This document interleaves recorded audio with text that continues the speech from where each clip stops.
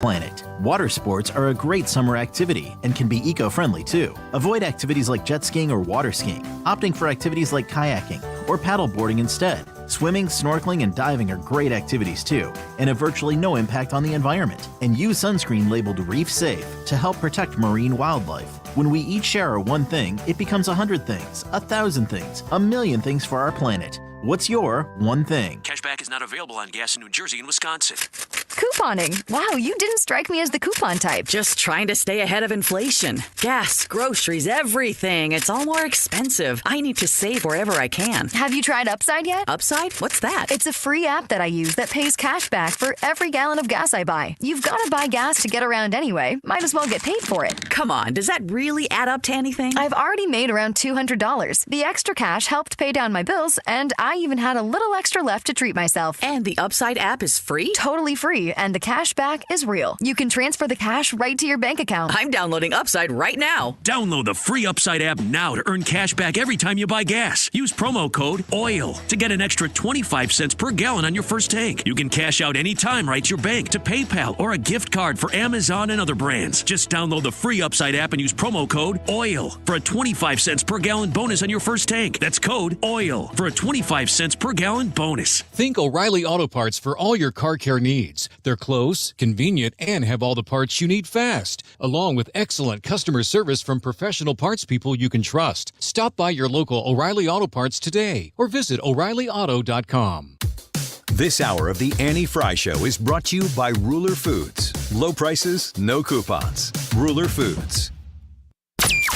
That is exactly what I needed to hear. Thank God someone here knows what they're talking about. That's us. That's right. Gotta love this American ride. All right, you need to take the time and get the full picture. Come on, turn the radio on. It's Saturday and I won't be long. Don't get me wrong. I love the ladies. I mean, they rev my engine, but they don't belong in the newsroom. It is Anchor Man, not Anchor Lady. What do you want from me? I'm not America's sweetheart. Goodness sake, kid. Keep your voice down. Your father's listening to the radio. I'm not America's sweetheart. This is the Annie Frey Show. But winning a fight in Florida is just the beginning. We must protect parents' rights and the innocence of our children. We must restore sanity in our society. We need every mama and every grandmama in every corner of the country to stand up and fight back by electing Ron DeSantis President of the United States of America. Says Mrs. DeSantis. That was Casey DeSantis in their new ad out, Mamas for DeSantis, and I'm going to talk about that today on the show. Welcome back. Happy Friday. It's been such a weird week with the vacation day in the middle of the week, Tuesday being the 4th of July. So I have to remind you, because I have to remind me that today's Friday. So happy Friday. We're about to embark on the weekend. Yesterday we talked a lot, especially with Tyrus at 1 o'clock. If you didn't hear it, you can still catch it on the rewind if you're on the Odyssey app, because you can go back up to 24 hours in advance. So if you went back yesterday to 105, you could hear Tyrus talking about manliness and, the idea of what toxic masculinity was inferred to and being a man. But that led into a conversation about fatherhood. And I think it's interesting to marry that with this ad that came out essentially during the show yesterday, and the importance of motherhood and putting those together, and the importance of parenthood. The frequency with which we have heard this administration and the people who support it talk about our kids really disgusts me. I don't like the idea of a collective responsibility for children. It very much so, as a mom, frustrates the heck out of me that somebody would consider my child their resource, because it's my responsibility as a mother to be that person along with their father. And it's not, it's not the phrase. It's like you could mutter our kids. Like I could be talking to Ryan here and say something like, our kids are being raised in Christian homes. And we would be talking about my children in my home and Ryan's children in his home, and something that we have similar. But there is an absolute mentality shift in how children are viewed in this country as some sort of collective resource. And it seems to be the natural conclusion of government stepping in and replacing the father as quickly and as effectively as they feel they possibly can to break up homes, to encourage women to not need to be in that family unit. Because I think the family unit is the strongest thing that exists in humanity. You bring a family together because it becomes the priority. It becomes the thing that you prioritize over everything else. And there's nothing that is going to come in and be like, I really would like lesser taxes. The people ask me that all the time. It fits perfectly into the conversation. Annie, when are you going to move to Missouri? Or when are you going to move out of Illinois? And when I tell you that my children's 4 grandparents are within a 10-minute drive of where I live right now, I'm not trading that for lower property taxes. If that's not part of the equation, if my kids grow up and move to all over the country to go to college and that's really not the factor anymore, I will reassess the situation, but I might still want to be around my parents and my in-laws. Of course. The idea that somehow or another politics is going to come in and trump like taxes are crazy and the crazy Chicago Democrats are going to drive me out of my southern Illinois suburban home that's quickly relocated to the pretty much country, rural areas that surround where I live right now. It's a bastardization of the priorities that we should have as humans. And Casey DeSantis and the DeSantis for President camp are coming out and they're banking on this. And I think it's a smart move because, Ryan, one of the biggest issues that is continuously pointed out when it comes to Donald Trump's campaign is that suburban woman dissatisfaction with the way Donald Trump just is. Mm-hmm. Yeah, and that is a real issue. I also think because that's a real issue, it's smart to lean into things that suburban moms care about. I think schools is one of those things, the stuff that DeSantis is talking about. I mean, he's willing to wage culture wars because that is what not just moms, but parents care about. I mean, I am not a mom, and when I hear things that might affect my kids, it perks my attention almost like no other thing. I mean, we're in this every day. We're talking about economic issues. We're talking about foreign policy issues. But that one is much more of a heart thing than it is a head thing. And grabbing those cultural issues, those touchstones, and saying, I'm going to defend where you stand on these things does matter. Does it bother you as a father when you hear people who actually have access to power and are in power in this country very aggressively talking about our kids and how they belong to all of us and how it's our responsibility? Does it bother you?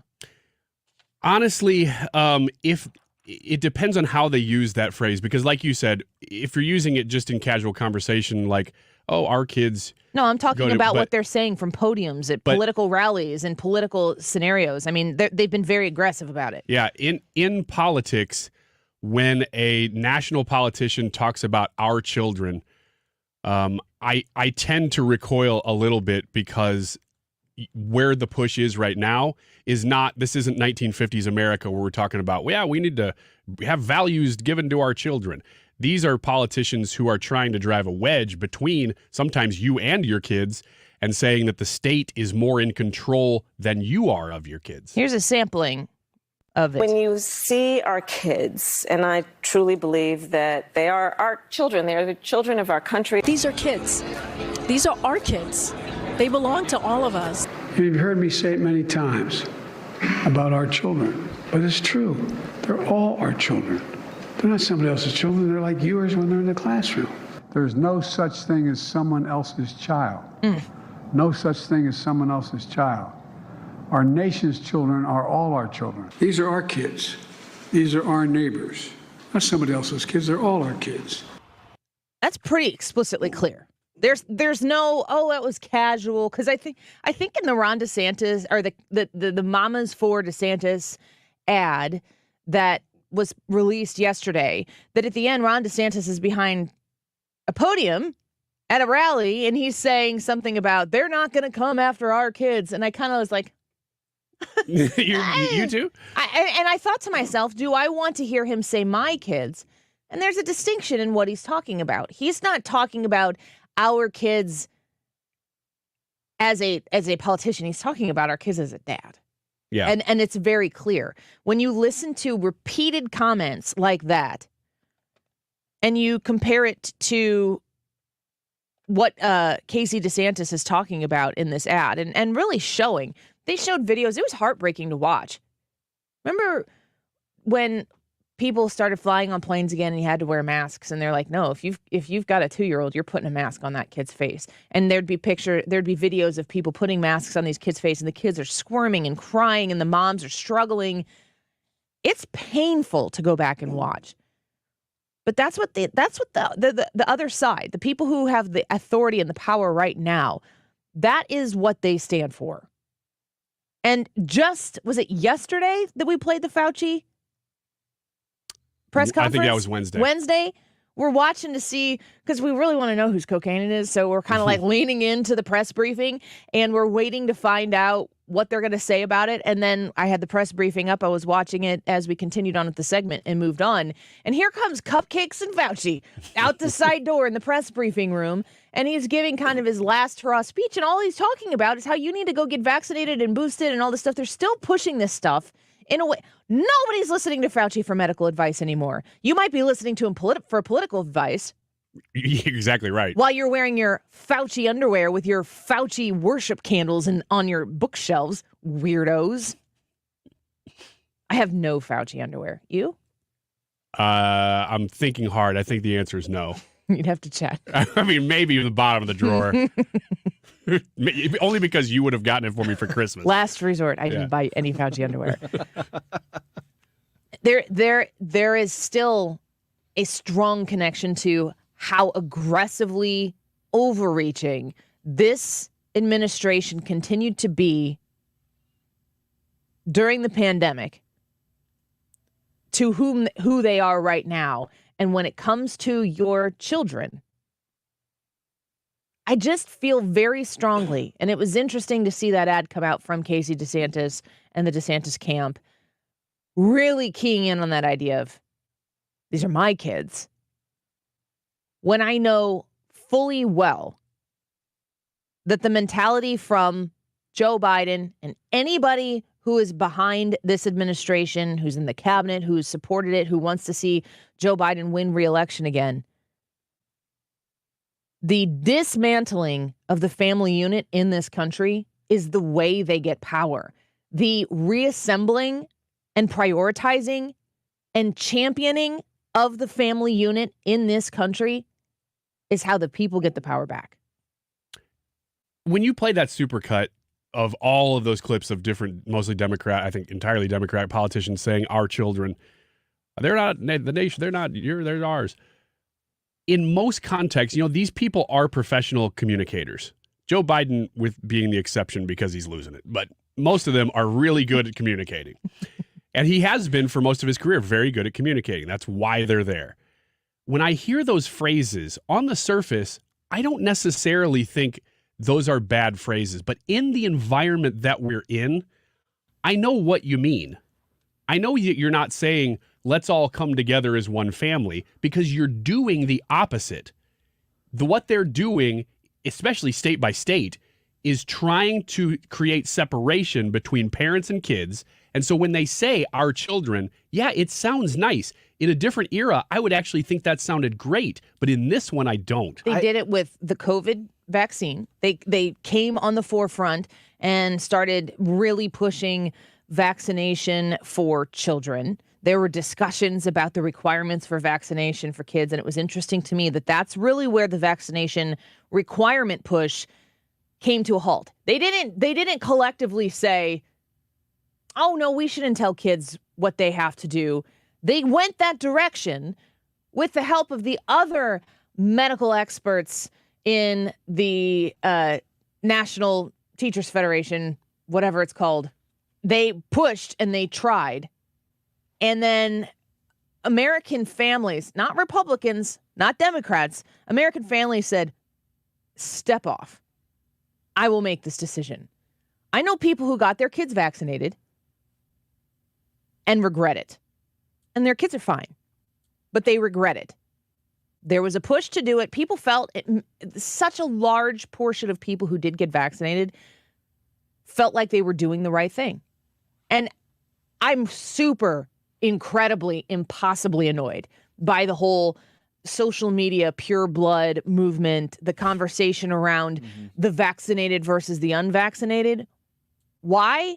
Because if what you're advocating for was an overreach of government and the idea that people should have autonomy in their choices of what to do with their own body, there are people who got vaccinated because they were required to keep their job.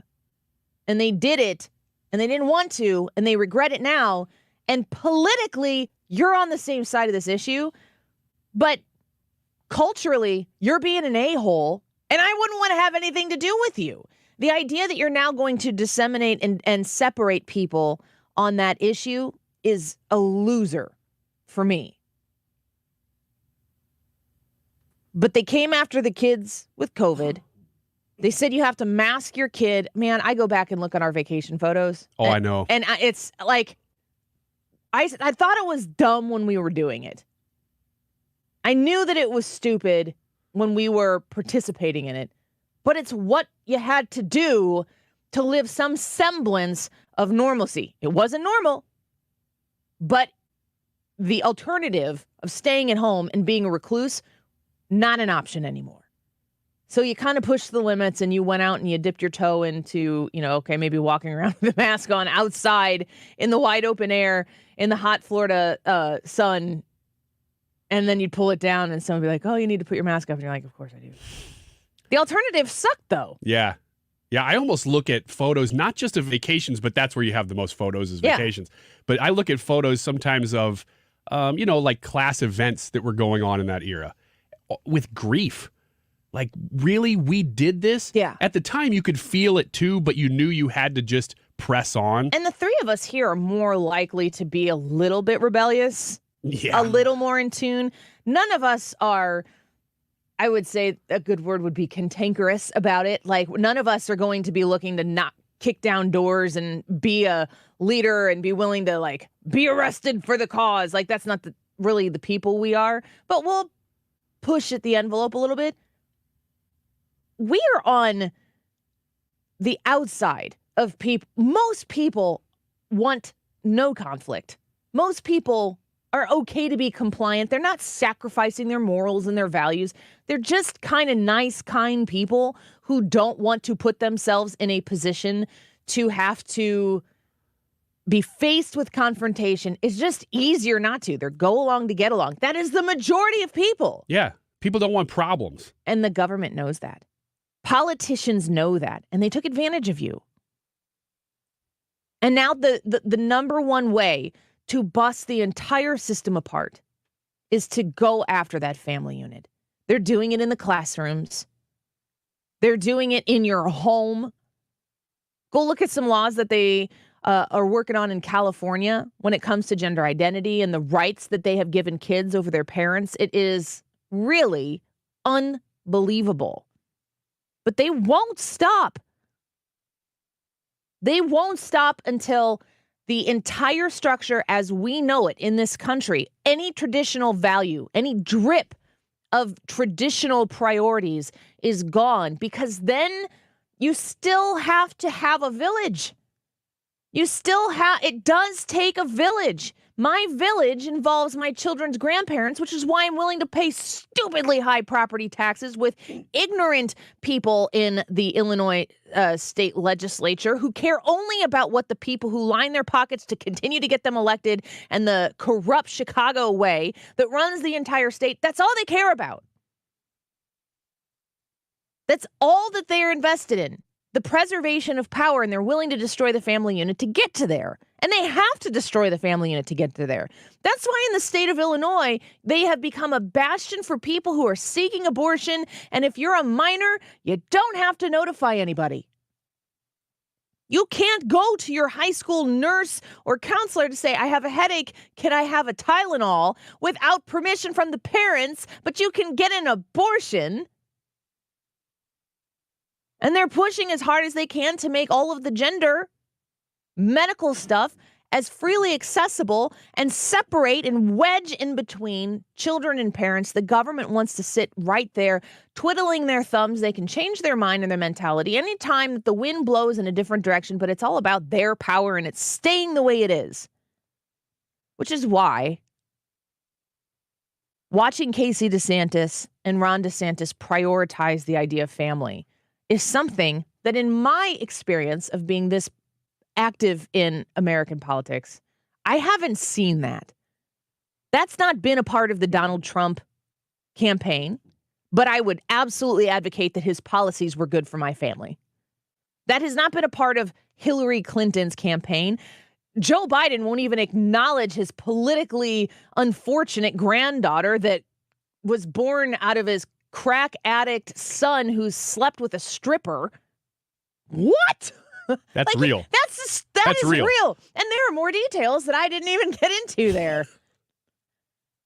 Barack Obama, I think he brought family to the main stage. And I will say, as somebody who thinks that he was an absolutely horrific parent, or excuse me, that's going to be quoted someday, that Barack Obama was absolutely a horrific president, he seemed like he was a loving dad.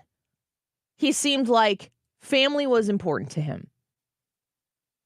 But I think his policies still, the fundamental transformation of America still is rooted in the idea that at the end of the day, the government is the most supreme being and the final say. Not in my house. Let's take a quick break. We'll get what you think about this. And I want to hear what Brad has to say about how government wedges its way into the lives of families and kids and people who are trying to make decisions on their own. I mean, liberty and autonomy, that's supposed to be one of the we the people things, right? Stick with us. Come join us on the Annie Frey YouTube channel. We have a YouTube poll up today. It's kind of vague and kind of open, but I'm curious to where this goes. I have no idea how this poll is going to shake out today. A little broad. Are you happy? That's the poll. You've got 4 options.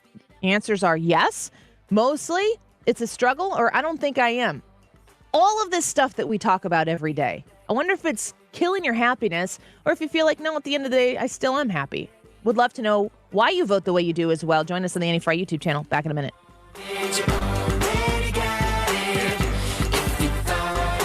You're listening to The Annie Frey Show on St. Louis's home for conservative talk. Find the podcast, on-demand audio, and more at 971talk.com/Annie.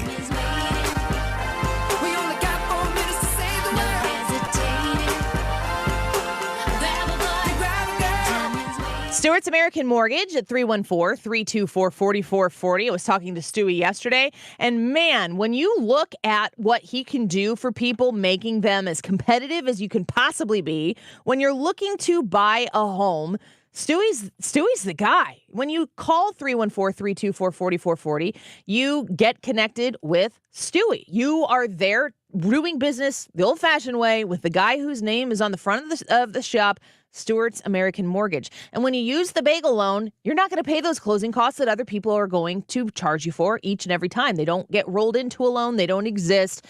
You don't pay them. Now, you can get your mortgage secured with Stewie at Stewart's American Mortgage. And I was just talking to him yesterday. You can close in 10 days. You think that's going to make you a more competitive buyer when you're putting in an offer? You've got a little extra cash in your pocket because you're not paying those thousands of dollars in closing costs. Pair that with a 10-day close and the best deal in town on securing your mortgage with Stewie, and you are set to go. 314-324-4440. Google the bagel loan, NMLS number 226715. The Cardinals celebrate the newest pro sports team in town, St. Louis City SC. On Friday, July 14th, the Birds on the Bat host the Washington Nationals, and that night, 25,000 fans 16 and older will take home a Cardinals soccer jersey, presented by Purina. That is Friday, July 14th. The Cardinals, the Nationals, and the soccer jersey giveaway. For tickets or more info, visit cardinals.com/promotions. This is Brendan Donovan. Summer in St. Louis means baseball. On Saturday, July 15th, the Cardinals take on the Washington Nationals, and you will not want to miss it. That day, 25,000 fans ages 16 and older will add an Albert Pujols bobblehead to their collection. This exclusive bobble, presented by Coca-Cola and Schnucks, honors and celebrates Pujols' career, highlighted by 703 home runs. Don't miss out. That's Saturday, July 15th. For tickets, visit cardinals.com/promotions. When you're approaching retirement, there are a lot of questions to answer. Do you have enough money to fund your income for life? How should you claim Social Security? And what's your plan for health care and long-term care? Hi, I'm Eric Robert, Director of Investments with the ClearPath Wealth Management Group at Stifel and host of On the Money Saturday mornings at 11 on 97.1 FM Talk. Don't leave your retirement to chance. It's crucial to understand and address relevant risks before you retire. Our team can help you get organized, guide you through critical retirement decisions, and create an investment portfolio designed around your needs. To schedule your free retirement plan consultation, go to clearpathinvesting.com. That's clearpathinvesting.com. Or call us at 636-695-2650. That's clearpathinvesting.com or 636-695-2650. Stifel Nicholas and Company Incorporated, member SIPC and NYSE. You're listening to the Annie Frey Show live from the Air Comfort Service Heating, Cooling, and Insulation Studio. Save up to 20% on a new HVAC system when you bundle it with attic insulation. 9 out of 10 homes are under insulated. For a free estimate on attic insulation, visit aircomfortservice.com.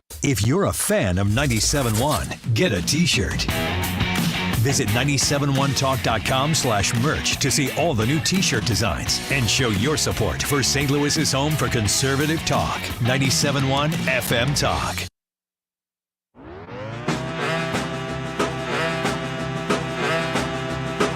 The Annie Frey Show is streaming online. Watch us live on YouTube and subscribe. Seems like a Wiggins jammer. Is this Fergie? Yeah, this is a Wiggins jammer. I Your like face Fergie. just lit up. Oh, I like Fergie a lot. I love that you can recognize Fergie but not Nelly. Where are you from? You know what's funny is I went on a guys trip a couple years ago, and we stayed at a cabin where we were just going to hang out and just catch up. It's going to involve you guys in a hot tub and stuff. Can you believe it? Fergie shows up. I don't know. I don't know if you understand how many consistencies there are in your free time. Dude. The stories that you tell about your optional time and the dudes that you hang out with.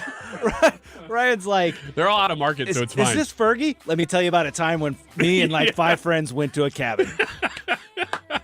So they had a pool table, and that was one of the reasons we got the cabin is to like play pool and hang out. Dance on the pool table. In this, just like in the movies. So we were in this pool table room. We realized that all the paraphernalia around the walls and stuff is all Fergie. Like the owner of this cabin was obsessed with the Black Eyed Peas and especially Fergie. What if it was theirs? The Black Eyed Peas? Oh my gosh, I'm piecing things together now. I think that's the only. Let me put it this way: that's the only explanation that makes me comfortable. So you think that the Black Eyed Peas own a random cabin in Minnesota? One of them. And they devoted just the pool table room to themselves. What is the Black Eyed Peas? Are they a band? Yes. So they play instruments? In the sense of the word that a band makes music. Well, I mean, would you say I don't think they play a lot of Backstreet instruments. Boys are a band? I guess they are. They're a boy band. But yeah, I know. That's what I'm saying. Yeah. Do the Black Eyed Peas play their music? I think they create most of their music. I don't think they play a lot of instruments. Yeah. Yeah. I may be wrong, but that's the only my reason I'm asking this is because I'm saying like maybe it's the keyboard player's cabin. But I don't know if they have a keyboard player. Well, the keyboard player was a little bit overemphasized with Fergie then, though. Like he had a little bit of a problem with one of his band members. It was a little much. Maybe it was the keyboard player for Black Eyed Peas that got kicked out of the band when they're like, we're not going to do real instruments. Here's the Pete Best of the Black Eyed Peas. What state is this cabin in? Minnesota. I think it's right on. I think we figured this out. The Pete Best. Yeah, that was weird. That was a weird night. Which part? The night with the dudes. My love of Fergie is not weird at all. Cut. Yeah. Since you had Fergie stuff all over the cabin, did you pump some Fergie up I think we played a here? couple, or at least I was singing, "No more less you like a child, Mrs. That blanket." Man, I had to sit and think about that for a second. You got it, though, didn't you? Eventually. Yeah. That's my second favorite Fergie song. More in spite of your attempt than because of it. What's the first? The one we just played. Oh, baby. You know what this segment needs is some Vivek Ramaswamy. I have to ask you, would you be open to being Trump's running mate? I would not. I am actually focused on winning the presidency. If you're like me, got 2 young sons at home, making the sacrifices that we are, putting over $15 million of my money into this campaign already. Hard-earned money, not what I inherited. I didn't inherit money. You know what? You make those sacrifices if you want to actually drive a national revival. Like Ronald Reagan did it in 1980. There was the Reagan Revolution. I say in a good-spirited way, we're looking for the Ramaswamy Revolution. I didn't know that was going to be how that ended, but that's kind of funny. Oh, yeah, that's what everybody's talking about. Brad, when you see Vivek Ramaswamy, didn't he say he was 37? I think he's 37 years old. Ron DeSantis is 43, 44 years old. He's in his early 40s. There are young people. Nikki Haley is younger, of course. She has a daughter who just got married. I know she's got what I would still call like kids that are still doing like one foot in the kid stuff still. Don Lemon would say that's not young. No, Nikki Haley's daughter should run for president, I think, according to Don Lemon. Yeah, they're still in their prime. Yeah, what could they possibly be good for? It's so disgusting. But we have younger people in the race, and we have families in the race. I mean, watching Casey DeSantis talk about Ron DeSantis being the president, knowing that they have these small kids. Brad, how does that affect you does it make any impact on how you feel those individuals who are the candidates for the presidency would approach their job? I think that they have a little more invested in the future of their kids than somebody with an adult child would have. You know, the people with adult children have kids that are already in the system, using the system, making their way. And while they would have the same desires as somebody with younger children to continue to help their child have a great life, what they're looking for is a lot different than for somebody with younger children. Do I look for somebody to have kids to be a particularly good candidate for president? I don't know. Maybe. I mean, I feel like with Vivek and with Ron DeSantis and these other candidates with these younger kids, I feel like I have a lot in common with them, and I don't have kids myself, but I don't. But you're living the same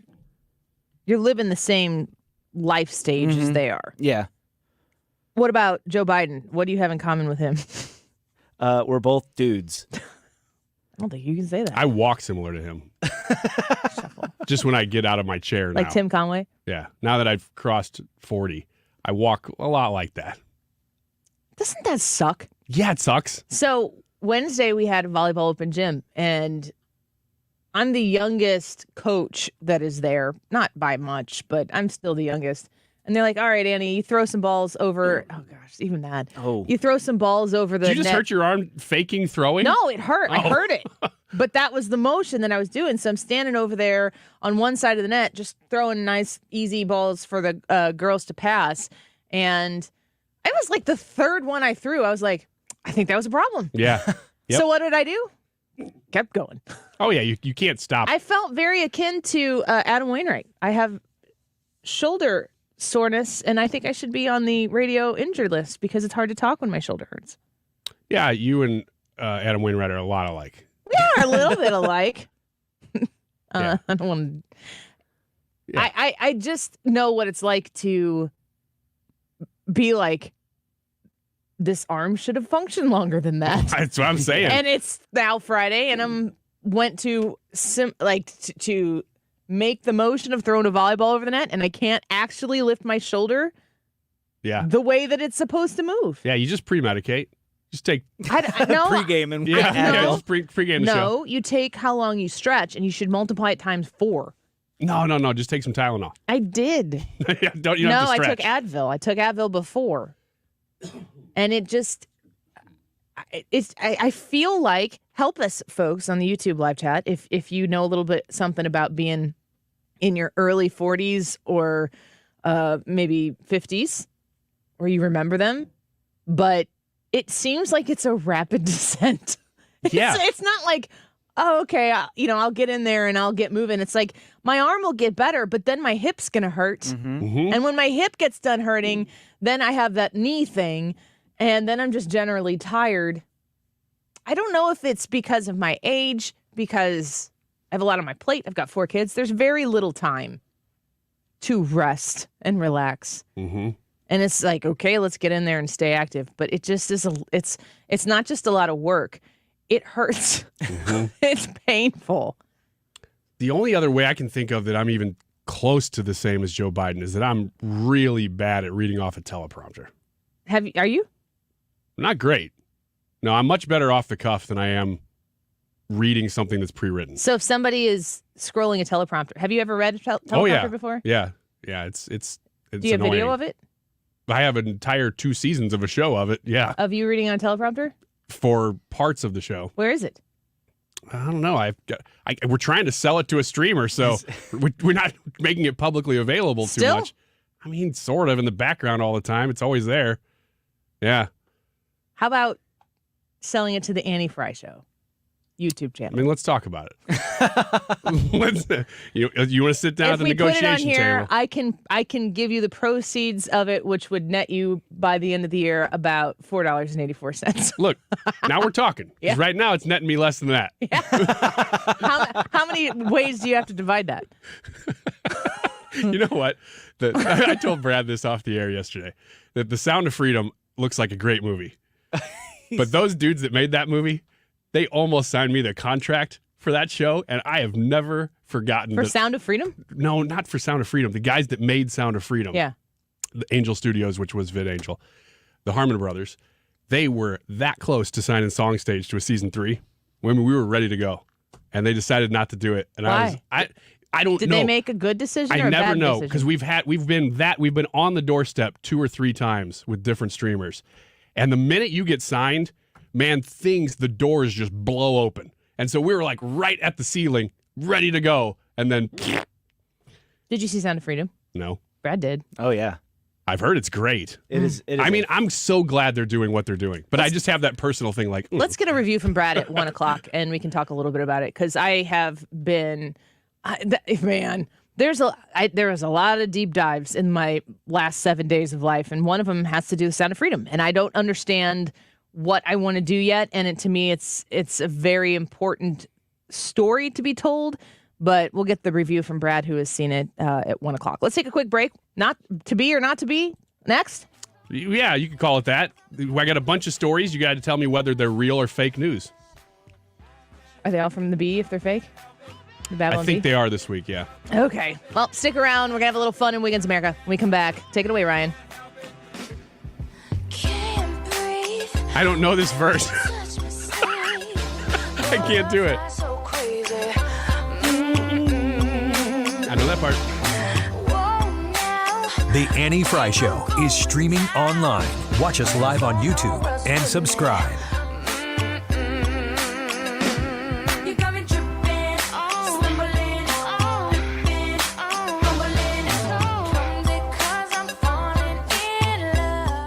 When Centric Security and Automation partners with you to secure your office building, your work, and you now have the cameras in place or the access control system in place where now people are going to have to, card in and out or fob in and out or use their mobile phone to get in and out, you are going to breathe a sigh of relief that the assets that you have in your place of work, all of the stuff that you need on a daily basis to do your job, and of course the people who are in there that you love and that you are supporting and employing are safe as well.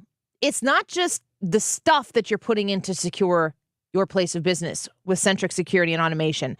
It's the service. They are service-centric. They're focused on providing you an amazing service that you can rely on. All of their technicians are required to complete monthly training, which allows them to stay informed of latest technologies and provide you the best service possible. If you're looking for secure cloud access control, AI-powered video surveillance systems, and more to make sure that your place of business is safe and secure, you want Centric Security and Automation. 314-442-6860. 314-442-6860. Find them online at centricstl.com. Hi, this is Brian with Velocity Home Buyers, and I buy houses cash. If you own a house and want to sell it fast at a fair price, call me at 314-782-3333. I can pay cash and close in as little as 7 days. I buy houses in any condition and any price range in the St. Louis area. I'm a private real estate investor who buys several houses a month and buy more. I buy inherited houses, divorce houses, behind in payment houses. I even buy my tenant won't pay me the rent houses. Do you own a house that needs updating, but you don't have the time or money for it? Great, because I love buying outdated houses. I buy vacant houses, job relocation houses, and foreclosure houses. If you own a house and want to sell it fast, call me at 314-782-3333. That's 314-782-3333. Join us at Odyssey as we all do our one thing, together millions of things for our planet. During summer, be sure to use dishwashers and stoves in the evening to minimize the effects of heat. When we each share our one thing, it becomes a million things for our planet. What's your one thing? If you love eating out, let me introduce you to Satchmo's Bar and Grill. Mark Cox here from my friends at Satchmo's. They have daily lunch and dinner specials. They're a from-scratch kitchen with food and cocktails, and they have weekly specials. Wagyu meatloaf on Monday nights, steak night on Wednesdays, burger night for just $6.95 on Thursdays, and plenty of flat-screen TVs to catch the big game. Check them out on Facebook or online at satchmosgrill.com at Olive in 141. Interesting Annie Frey Show YouTube poll today. Are you happy? We'd like to know. Yes, mostly. It's a struggle. I don't think I am. Those are your 4 choices. Let us know on the Annie Frey Show YouTube live chat poll. Oh, and ask me anything questions. Thank you, guys. Anything you want to ask, that's what the segment's for. That's why we call it Ask Me Anything. 12:45 right now in St. Louis. This time check is sponsored by Jerry Kelly Heating and Air Conditioning. It's time for a $98 AC tune-up. You're listening to award-winning, thought-provoking talk. You're listening to 97.1 FM Talk. Your home for conservative talk. On the air for over 20 years.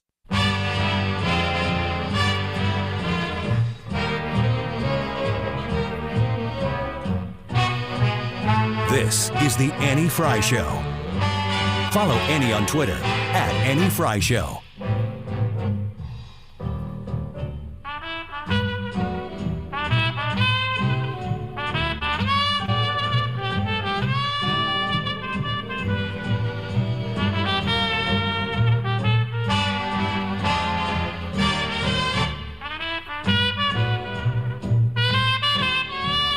Wiggins! Oh! Wiggins!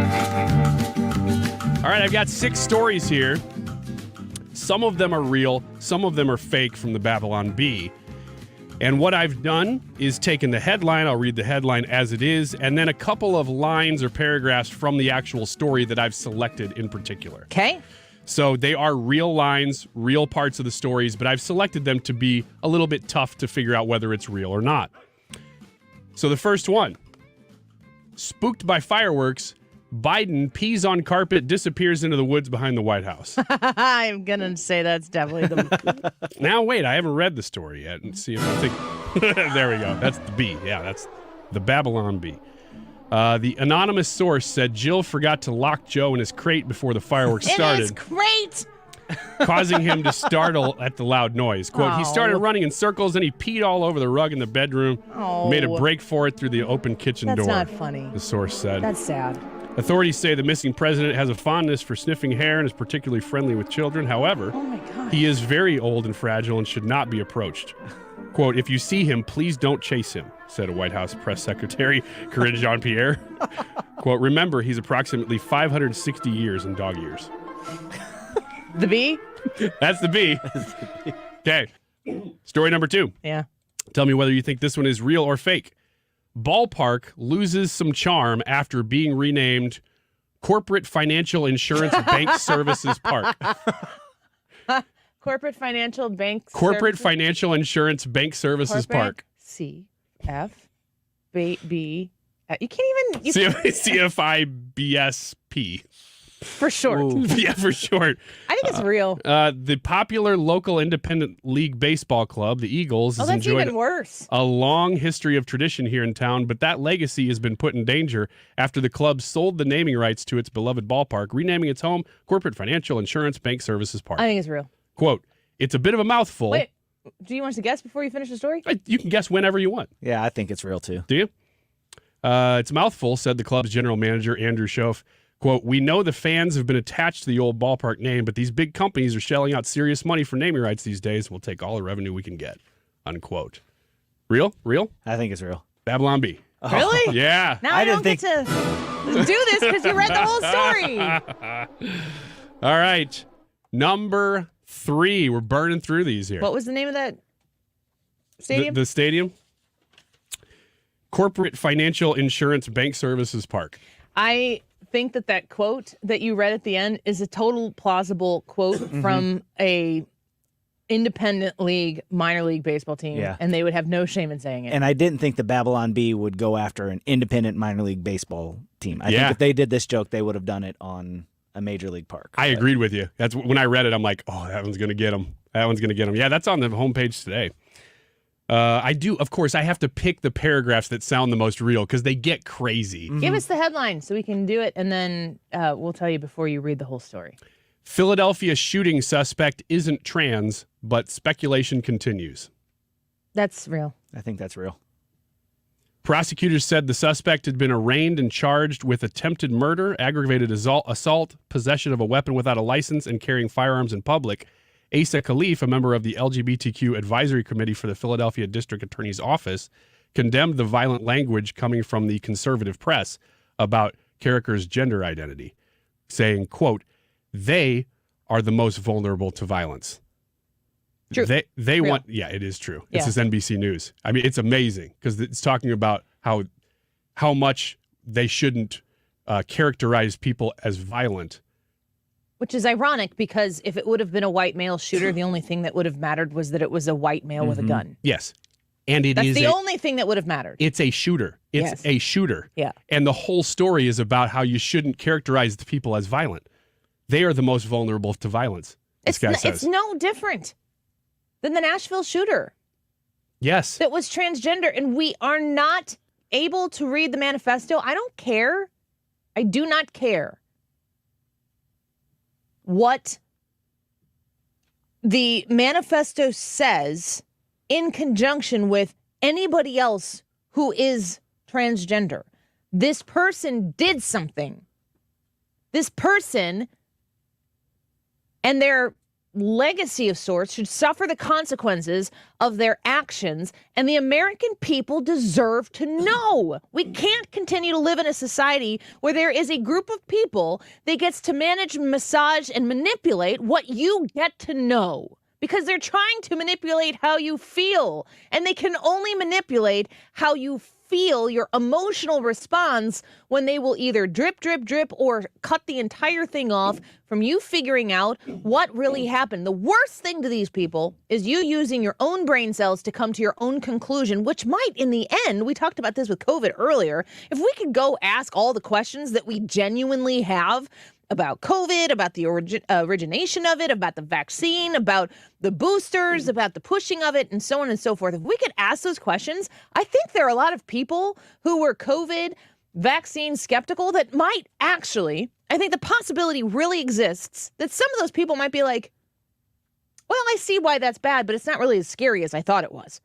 That possibility exists. But when you remove the information, and most importantly, the right to discuss the information, all you have left is this vacant hole of emptiness that people fill with emotion, which is generally speaking fear, because you don't know the answers to the questions, and what they've been able to do is make it so you can't even ask. It's the same thing with the shooter in Tennessee. And what was the shooting that just took place? And I believe there are so many of them. The idea that you come out and immediately have the idea of this is the skin color, these are the victims, and making sure that you understand if somebody was Christian or if somebody was, into guns. It's so amazing to me, the consistency. Go back and look at it. The people who commit the majority of these crimes are not gun enthusiasts. And in fact, they're usually anti-gun, and they have to do some research and some quick procurement of weapons in order to do the thing that they say that you shouldn't have guns for because guns are bad and scary. And then they prove that guns are bad and scary by breaking the law that you were following by having guns to protect yourself from crazy people like that. It's a wild world. It is crazy. I would suggest going and looking up this NBC article if you really want to read it. By the time I got to the bottom of the story, it is all about how you shouldn't refer to this person as violent.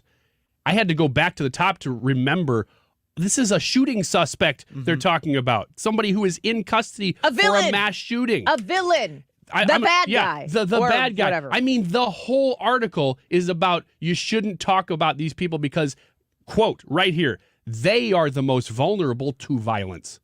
They're vulnerable to violence. I want to say swear words. I know. That's why I read this one, because I'm like, this is so crazy, it almost sounds fake. Yeah. Oh, that's infuriating. All right, next one. Way to bring the room down. Yeah. Here we go. Back up. Groundbreaking tooth regrowing drug is in the works. Quote, every dentist's dream. Brace yourself. That's Fran Drescher. or Janet. Janice. Not Janet. The Janets of the world are like, do not disparage my name. Go on. Are we guessing? You want to? Go ahead. I think it's real. Brad, real or fake? B. Fake? Yep. He's saying option B. Brace yourself. A new miracle drug that could regrow your own teeth is in the works. Researchers in Japan are currently working on a medication that would allow people to grow a new set of teeth.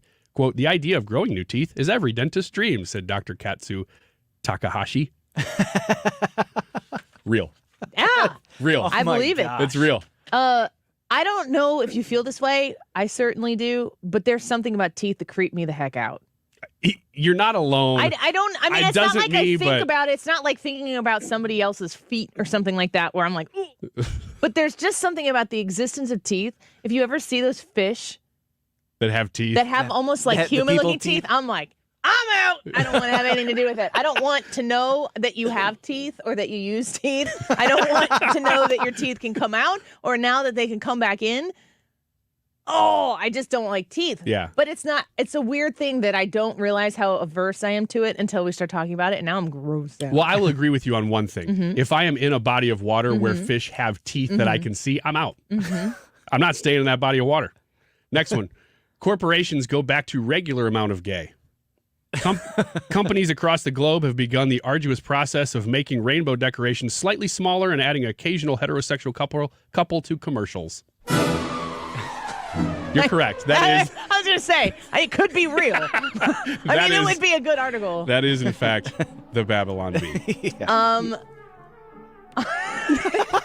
This was on July 1st. Wait, they published I know it that. after Gay Pride Month. But you know the I'm not gay no more meme? No. Oh, wait, yes. Yes? Yes. The meme? Yes. There's a meme going around of that GIF or that video, and it says corporate America. And I loved it. It made me laugh out loud at like 2 a.m. when I couldn't sleep. Yeah, sources within the advertising community have reportedly expressed concern that the baseline level of corporate gayness has become so high that Pride Month will no longer feel special. LGBT activists have reportedly assured the companies that there are still great unexplored depths of gayness to explore. Last one, real quick. Tell me this is real or fake. Justice Sotomayor shows world illiteracy doesn't have to stop you from achieving your dreams.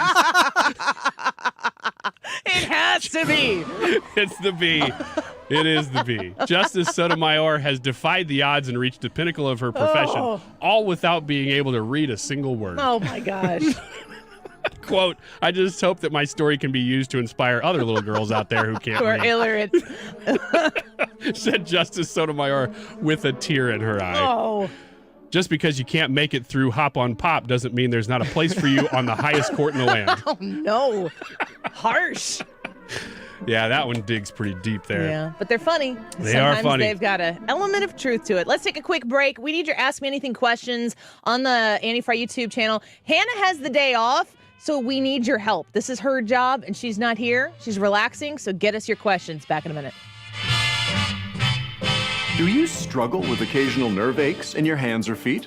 Try Nervive Nerve Relief from the world's #1 nerve care company. Nervive tablets contain alpha-lipoic acid to relieve nerve aches, weakness, and discomfort, plus B-complex vitamins to support healthy nerve function as you age. Live life with less nerve discomfort with Nervive Nerve Relief. Learn more at nervivehealth.com. And try Nervive Pain Relieving Cream to block nerve pain signals at the source. Use as directed.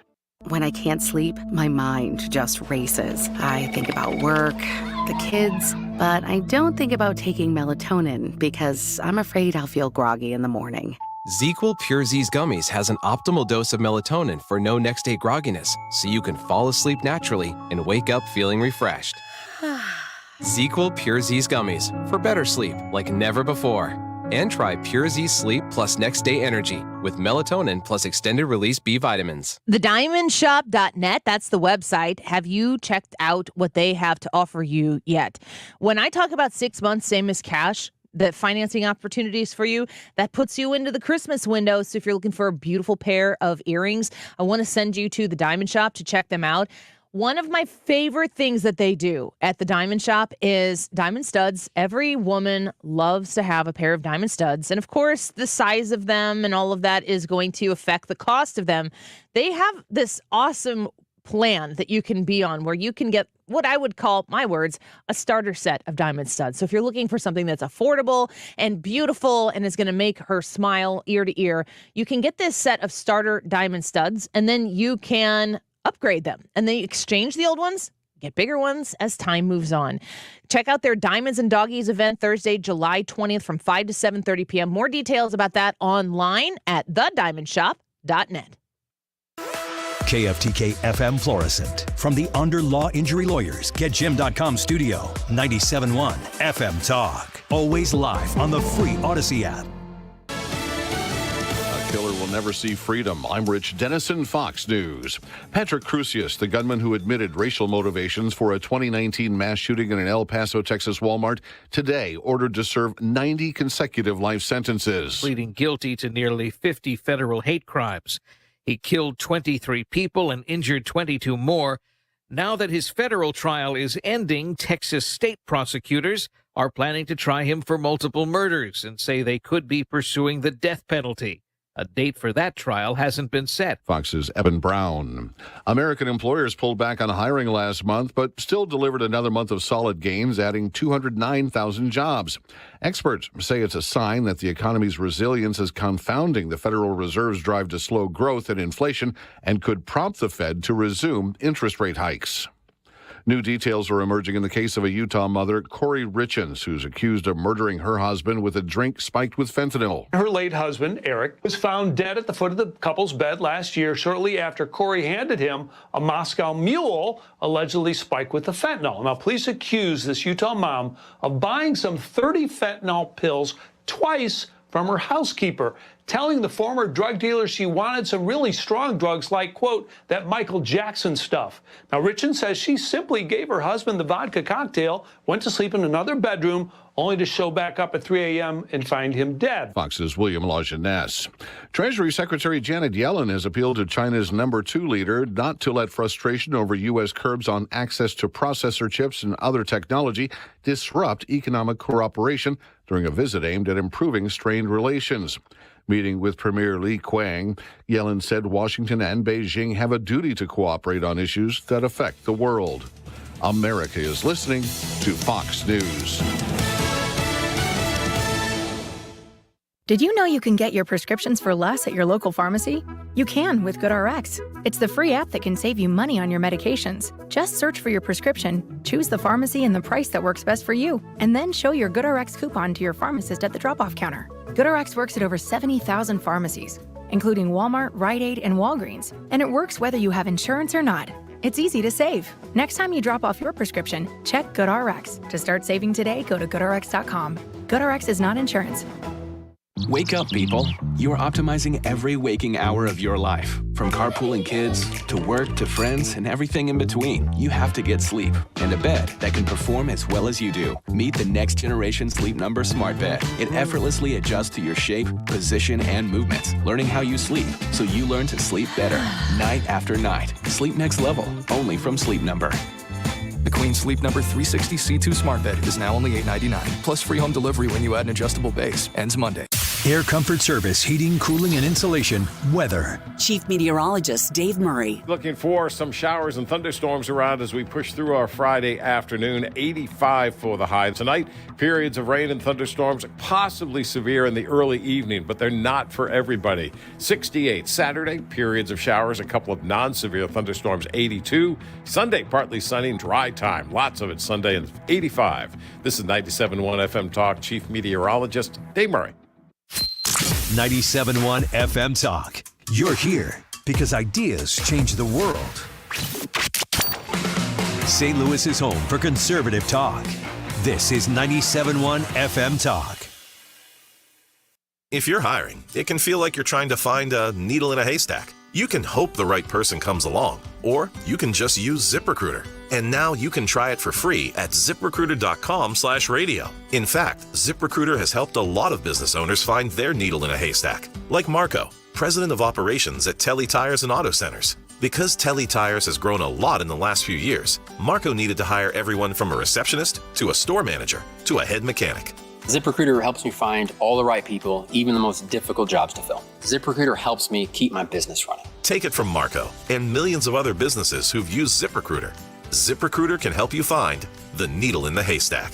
See why 4 out of 5 employers who post a job on ZipRecruiter get a quality candidate within the first day. And right now, you can try ZipRecruiter for free. That's right, free at ZipRecruiter.com/radio. That's ZipRecruiter.com/RADIO. ZipRecruiter.com/radio. ZipRecruiter, the smartest way to hire. Mark Cox here. Before you sell your home, you should know what it's worth in today's market. Call my friend Gloria Liu. She'll tell you. With 20 plus years of experience, Gloria Liu with Your Home Sold Guaranteed Realty has been successfully selling homes in your area for more money than the average agent. Gloria has multiple selling options that give you the power of how and when your home is sold. A few of Gloria's options include bringing multiple cash offers from her substantial pool of investors, a zero commission program, and don't forget Gloria's guaranteed sale program. Why can Gloria guarantee the sale of your home? Because her database of buyers is huge, and she's so confident she can sell your home, she'll put her own money where her mouth is. Call your local real estate expert today. Call Gloria Liu at 314-325-6888. That's 314-325-6888, or visit GloriaHasTheBuyers.com. That's GloriaHasTheBuyers.com. Conditions apply. Gloria and seller must agree on price and possession date. Celebrate the month of the 4th with Zero Res and get 3 rooms of carpet clean for just $129 and a 4th room free. Also save 20% off whole home air duct cleaning. Call right now. Ask for the Mark Reardon special.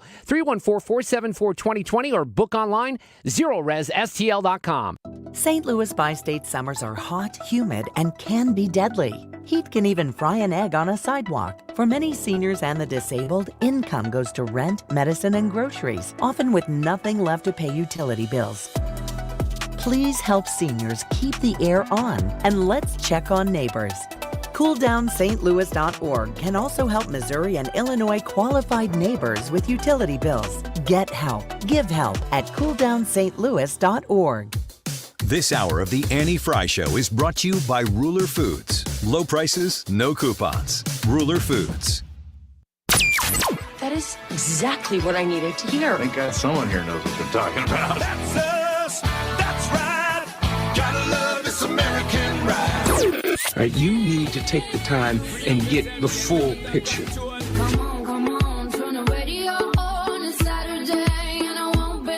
Don't get me wrong, I love the ladies. I mean, they rev my engine, but they don't belong in the newsroom. It is Anchor Man, not Anchor Lady. What do you want from me? I'm not a married sweetheart. goodness sake, kid. Keep your voice down. Your father's listening to the radio. I'm not America's sweetheart. This is the Annie Frey Show. Welcome back to the Annie Frey Show. Happy Friday. Feels good to say that. I feel like today kind of feels like Friday. I don't know. I'm so mixed up. It feels like this whole week has just been non-existent. I'm okay with it being Friday, though. Oh, yeah, sure. I could use the recalibration. Yep. Yeah, because it'll feel normal next week. Will it? No. Have you been into like Walmart or anything recently? Yeah. Have you seen the back to school supplies?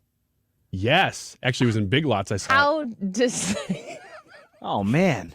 What, you think that's funny? I think it's right on the point. It was in Big Lots.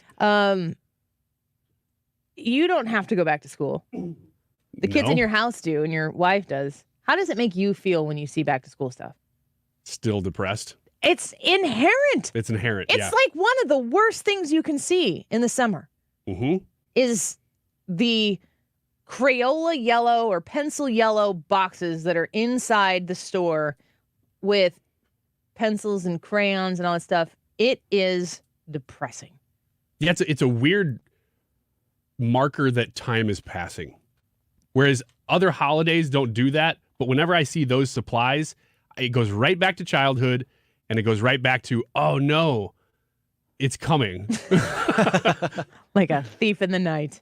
Does it bother you to see stuff like that? I hate it. I hate it still. I hate it. I think it's like PTSD for me, though. I think it's from my time as a child not wanting to go back to school because summers were always my favorite. Yeah, I think that's everybody. Yeah, I don't think that's specific. I think that's everybody's But experience. I know there are people out there that loved school, and school for me was just, it was the worst. I don't hated think it so that much. your experience of school sucking and summer being awesome is the exception to the rule. There are those people who loved going back to school, and they're the same jerks who grow up to love being pregnant. I always hoped I'd be one of those. I was not. I bet you'd love being pregnant. I probably You'd love all the attention. Oh, yeah. Oh, yeah, you would. People rubbing your belly. I'd be like, oh my gosh, I don't want to shower. You know, if you really want someone to rub your belly, just tell Brad. I roll over on my back like a dog. We actually have a video of you acting like that. That actually really exists now. I'm not making up jokes. On the Annie Frey YouTube channel. I'm telling you the truth. 6 ways. Sometimes Brad rubs my belly. 6 ways that you can tell your dog is happy, and Ryan Wiggins. They're the same. In response to the poll question, are you happy? It's a struggle. So after 3 o'clock, I sometimes have to have Brad rub my belly. In the Annie Frey on the Annie Frey YouTube channel, you can find that YouTube short. It is hilarious. But when I saw that for the first time, I had a big smile on my face when I was watching it. But there's a point where Brad pats his lap, and Ryan literally jumps into Brad's lap at Brad's desk, and I spit out loud laughing because I did not know that was going to happen. You guys went all in, fully committed. Yeah, we did. How do you handle fireworks? I mean, do you run around? I just shake. You just shake? Yeah, I just shake. I hide under the bed. Like people's hands. I just shake people's hands, kiss babies. I saw a meme, and I'm probably going to get this wrong. I wrote it down on my paper yesterday so I could read it. But it said, could you please keep your dogs and kids quiet? There are people sleeping who are up all night shooting off fireworks. Yeah. What is your take on the appropriateness of fireworks and the confines of time when it comes to 4th of July? Are you grouchy grandpa, or are you like America all the way? Oh, I can get grouchy if it gets real late and somebody's doing it close to my house. But at the same time... Define real late. 10:30? No, I'm talking after midnight. After midnight, I'm like, this is getting a little too much. However, on July 4th, I kind of check myself and say, you got free reign. It's July 4th into the 5th. Go for it. Do whatever you want to do. Brad? But outside of that, like people doing it days after, then I'm like, okay. It's usually days. Well, it just depends on when the weekend is. Yeah. The noise doesn't bother me. It doesn't keep me up at night. But man, this 4th, I unlocked a new fear. And so we had company over on Monday to watch the O'Fallon fireworks. And then afterwards, of course, the neighborhood kids and adults started shooting off theirs. Great, fine. Doesn't bother me at all.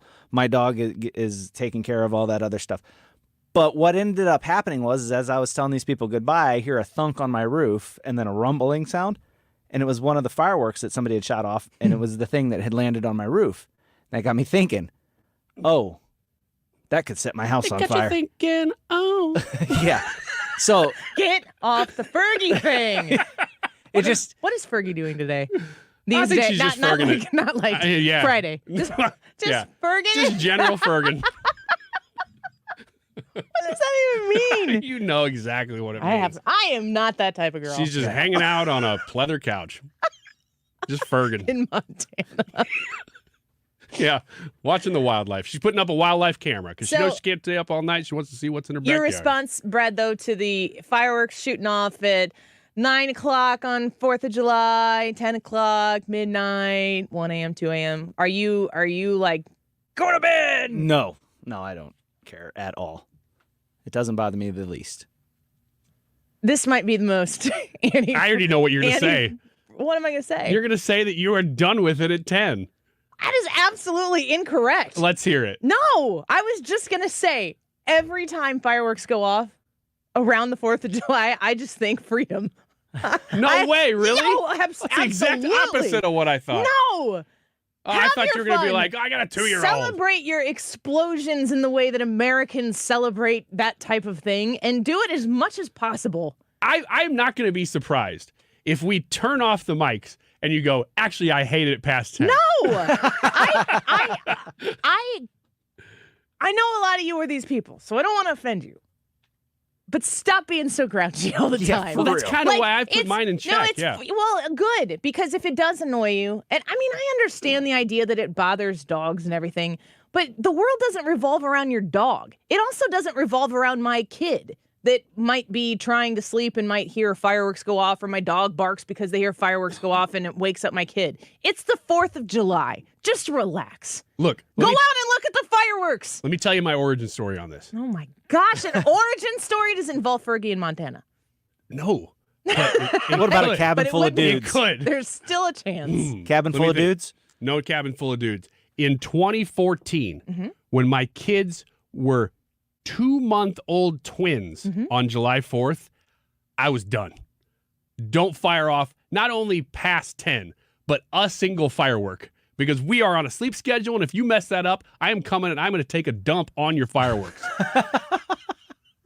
Right in front of your family. Oh, man. Yeah, because you are messing up my family. You support the king, don't you? Yeah.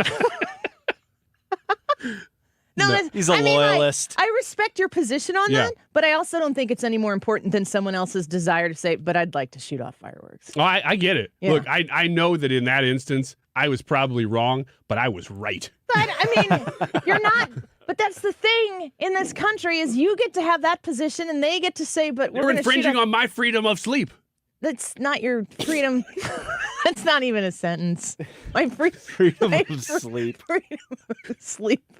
Pretty soon, the Democrats are going to mandate something around that. It's going to be your fault. Well, I would say that if the government wants to step in just for people who have 2-month-old twins, in that moment, that is the most lib thing that you can say. I might be listening. Well, what's that? Well, they are our children. Our children need to nap because they're on a schedule. Oh, I'm telling you, if you have multiples, you better keep them on a schedule or you're going to lose your ever-loving mind. If I have multiples, I would lose my ever-loving mind. Yes. I respect that. But also, Tommy down the streets yearn to celebrate liberty and freedom at your expense. I freaking hate Tommy. Just for that year, really. After that, me and Tommy are pretty good buddies. Yeah. Because he loves America. Just have him babysit the next day and watch your kid. Show him how to shoot fireworks. Well, you know what? They have to agree to it, though, because I think Tommy's staying up pretty late. And if he's not agreeing to babysit the kids and I just drop him off at the door, it's going to be a little weird. Go to the Annie Frey YouTube channel and leave us your questions, your Ask Me Anything questions. You can ask anything of Brad, Ryan, myself. All three of us will answer them. We've got a couple questions ourselves as well. What are you doing? I was going to tell my baseball story, but... No. No, do it. Was that on camera? Look, I feel like he stepped off camera to do it. I pantomimed it. He stepped out of the box. He stepped out of the box for a moment. I was going to let you go and just say, hey, on a clock. I got this story if you want it. I teased in this segment that we would be talking to Brad about Sound of Freedom, and I was about to transition from your crazy Tommy fireworks story and saying you're going to take a dump on his fireworks to a very serious topic, and you stepped out of the box and took a practice swing. Yeah, I mean, just one of the box. I had a fungo bat. It was nothing. It was intended to be nothing. And it can continue to be nothing. I really want to hear about Jim Caviezel. Ryan, I can't stress enough how weird it was to be sitting here doing What? and you step out of the box. Yeah. Like, it wasn't even a full swing. It was a little check swing. It was just a bad like, hey, swing. You should try that again. A little more practice. Little bit. Gotta get the hips through on that, Yeah. Ryan. Well, I wasn't even trying. Don't Like I talk said, about his hips. it wasn't supposed to be a big swing. It was just supposed to be a little swing. And besides, I'm not a hips guy. I'm not into. You literally Shakira. said this week that if you were going to exercise, I'm into Fergie. that you were going. Not No. Shakira. You said that that you needed to. Get the sentence out. We're all waiting because I don't know what you're talking about. Look, don't lie. Shakira's hips don't. You've broken Annie, Ryan. I think so. I had no sleep last night. I'm on shot number 7 of espresso from Scooters. You did a Wiggins America on ways to motivate yourself to exercise. And I said you should exercise for the rest of the show. And you said it'll just be hip thrusts. Oh yeah. Let's see, what I'm saying is I'm not a And hips then guy. Friday you say you're not a hip guy. I'm not a hips guy in terms of my pop music. Like I don't care about what the pop artist is doing with their hips. You can show Elvis from the waist up to me. I don't even care. What are you talking Fergie, I respect her as an artist. I don't care about her We're hips. talking about baseball. Yeah, I know. She wants me to do exercise, and then I do exercise, and then she calls me out. Nobody is listening anymore. I'm not even listening anymore. I'm leaving. I'm going to take a nap. I hear there's a lot of really good stuff in the theaters right now, though. There's no way to respectfully transition to this, Brad. Are you sure? I assume. I'll ask Brad. He's the one who's seen Sound of Freedom. No, there's no way to respectfully transition to this. 145? Yeah, for sure. Ask me anything when we You come really back. are punting on this, aren't you? How in the world would I show respect to what he's going to talk about in this context? You're right. Thank you. Period. Say no more. There's nothing else to say. It's unbelievable. Elvis. We'll be right back. Wow. Yes, you are, devil in disguise. This is the Annie Frey Show. With your kisses, you cheated and you schemed. Heaven knows how you lied to me. You're not the Follow Annie on way Twitter you at seem. Annie Frey Show. You look like And I remember going back years and years and years. In the studio right now, there's an intern, and we're talking about he doesn't have any need for air conditioning, but he's not responsible for the heating and cooling equipment in his house. And it just reminded me, I don't know why, when I was his age, maybe a little bit younger, I was always told by my father that we don't need air conditioning. What did the cowboys do? How did they make it? There was no such thing as air conditioning, and they were riding on a horse through a desert. And I went, wow, I guess I don't need air conditioning. And then I went, you know what? The cowboys died when they were 21 years old. Do you think maybe they died by heat exhaustion? If your air conditioner is broke, we're going to try to get to you the best we can.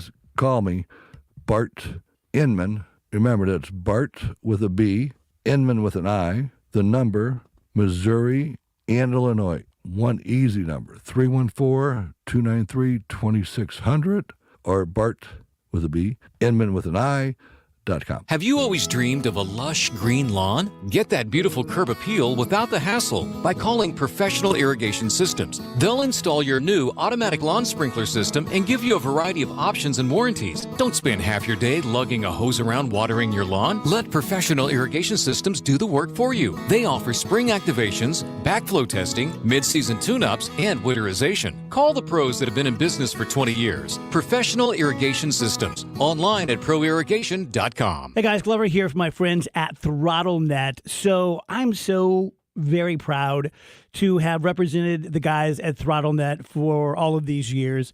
They are the IT geniuses. George and Mike are the owners. Fantastic guys.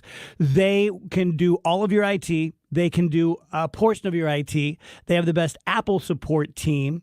Their response time is under 2 minutes. Think about that, under 2 minutes. Something goes sideways with your IT, and they are solving your problem and they're solving your problem within 2 minutes. Now, let's talk about cybersecurity.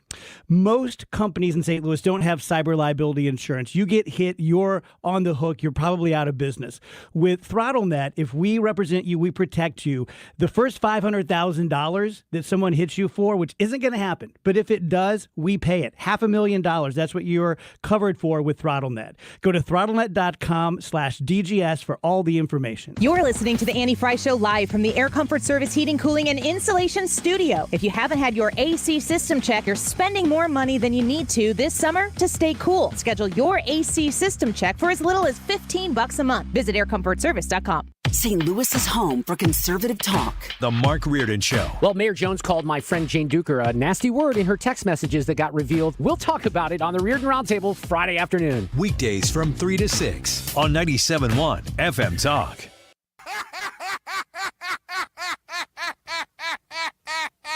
This is the Annie Frey Show.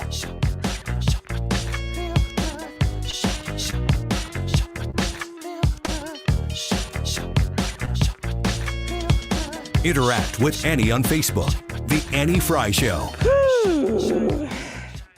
So you found a pen on the bathroom floor and you put it in your hair. That's not exactly how it went, but close enough. Seems a little unclean to me. It is. You should walk around yelling unclean You as you should walk put your down the hair hallway. up in a pen. I can't. You know that. You know why? Because I don't have that much of it. I don't have a lot of hair. I wear a lot of hats, Oh, Annie. I'm sorry you wear a hat. I didn't know. Yeah, this is actually not my real hair. This is a baseball hat. He's wearing his Fed hat. Did you ask me anything? Yep. All right. Now that's You have to ask me nicely. I don't have any other options. Ask me anything. Tell me the truth. Who wants to go first? I will go first. My question is this, and it's a binary choice because you do this on the polls all the time. Yeah, you I can't do. say, well, if it were this. No, it's one or the other. You have only two choices for president, as usual. It's either Hillary or Kamala Harris. What parties are these people running for? I don't know. One of them's a Republican, the other one's a Democrat. Kamala Harris, easily. Over Hillary? Yeah, Hillary knows what she's doing too much. I'd rather have someone in there who's incompetent. But that's what we have now. I And know it's run that. terribly. I know that. You put Gavin Newsom in there, who is a whippersnapper, who is going to have a mentality and a political savvy that's going to further the cause in a much better fashion. I'll take the oaf.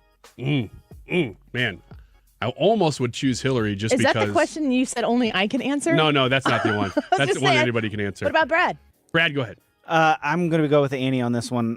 Kamala, because Me for president. Yep. Annie for president. Annie over Kamala and Hillary. Wow. what a Any day of the choice. week. I'd be pretty offended. No, it's the if it same. weren't. It's the same logic, though. I would rather have somebody that is kind of not really sure what they're doing is to drag this country farther away than they have, than somebody who would know exactly what to do and who would be ruthless and cutthroat at it. I just don't know because Kamala to me seems way further left, like crazy left, so that she would push the most insane policies possible. Whereas I think Hillary might govern a little bit more rationally. Which one would produce more success? Which one would be more successful? Probably Hillary. Which is why it's bad, because No, she'd know what she was doing. And I think my answer, if you had asked me this a year or two ago, I probably would have said Hillary. And now I would say Kamala just because I think it would she'd be be a clunky machine. Successfully a massive failure. Yeah. Kind of like now. Kind of like the 1 o'clock hour on 97.1. I was talking about Joe Biden, but thanks. Oh. Rude. Whoops. Rude. I stepped on that banana peel. What do you got one? Sure. Would you rather sip gin with Ryan Reynolds or shoot tequila with Dwayne "The Rock" Johnson? I don't even care what we're doing, but Ryan Reynolds. Yeah, alcohol doesn't matter to me what we're drinking. Ryan Reynolds for sure. Ryan He Reynolds. seems much more funny and quick to have a conversation with than The Rock. Yeah. Yeah. You? I like how Brad asks a question that he can't even answer because he doesn't Yes, drink I don't know. alcohol. Now that you ask, Yeah. I'd rather I just drink don't know. Milk with Will Ferrell. Yeah. I hate Will Ferrell. It's a bad choice. I do not like Will Ferrell. Room temperature water yeah. with Engelbert Humperdinck. I'm with you guys on the Ryan Reynolds thing. He seems like he would be a lot more fun to hang out with, and you would probably get into a little mischief, but not enough to get you to jail time. Yeah. This is my goal. That's always my goal. Just stay out of jail. Do you want to ask questions from the audience? Sure. Brad? Lori Feltz has one. She wants to know, what are your favorite seasons or holidays? Christmas. Every time people ask this question, I always say you have to take Christmas out. Take Christmas out. Because Christmas is the obvious answer. What about seasons, though? Summer. To me, summer is the Saturday of seasons because everyone always says you want Friday. Friday's the best day of the week. Mm-hmm. It's only because it's the day before Saturday. Yeah. But if you're going to live every day as one day, you want it to be Saturday. You don't want it to be Friday. So in a 4-day work week, you're choosing summer Saturday. What? 4 seasons. Out of the 4, you're choosing one. I don't understand. Never mind. No. What about you, Ryan? But I think you live for summer. And I think that I love spring when you're getting out of winter. Spring is so wonderful, but it's just getting you closer to summer. Mm-hmm. I don't. I actually like fall the best.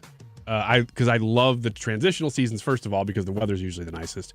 And then second, I think it goes back. We were just talking about how you feel from your childhood when you see the school supplies on the shelves and you get this like anxiety that, oh no, I got to use up my summer because it's coming to an end. That to me is baked in with fall because I used to work at golf courses and summer was the worst season because I was working and it was hot and awful. And then fall meant that work was about to stop for a while. And it was nicer weather too. So I still think I prefer fall. Man, it's hard for me because I like summer, but mainly because of baseball. But I also really like the snow and I like the winter. And outside of just It never snowed. yeah, but It's just But winter. it's never going to snow in the summer. So Which is why summer. I'm going to say winter. Bob on the Annie Frey YouTube asks, if they made a movie of your show, who would play you? Any suggestions? You would be played by probably Bruce Willis. You're in Jared. I was calling you Jared. Ryan. I would be Sybil Shepherd. Any serious suggestions? For you or No, for, anybody. Oh, for me, I think Stephen Amell would play me. Googling. Stephen Amell. How do you spell that? Is it a refined Stephen or a party Stephen with a V? He's a party Stephen. Of course he is. Yeah. Stephen Amell? He was the character. He played Arrow in that WB series. Oh my gosh, you picked a super attractive guy. Well, wouldn't you? And he's Canadian. You called me Bruce Willis. Yeah, he's an action star. He's super attractive too. Well, he's also not in acting anymore. Right. Way to bring in the room down again. Okay, I'll change mine to Sandra Bernhardt. For you? For you. Googling. Prepared to be offended. And for Brad, Sam Neill. Thanks, Ryan. You're welcome. Thanks a lot. You're welcome. I hate that question, Bob. Okay. B. Arthur. For me. Next question. Anybody have one? Um, Eric says, do you think someday when humans are gone, will the next inhabitants of this planet collect human teeth as we do shark teeth? Yes, I think absolutely. Why wouldn't they? I mean, one can only hope. We need to leave our mark on the planet in some way, and hopefully that is through our dental record. What is the thing, like the human thing that grosses you out? Like some people will be gross. Explain. That's a really broad category. Yeah. Some people are grossed out by feet. Yeah, I'm grossed out by the fecal part of the human. That would be a gross part of it. That's not unusual or different. Are there any things that you just are averse to? Like I, as everybody knows, cannot stand people eating. I don't want people to eat. And it's something that's grown over time, and I understand. It's called misophonia. I have it, suffer from it, have learned to deal with it, but it is a difficult thing. Do you have any human annoyances? Brad?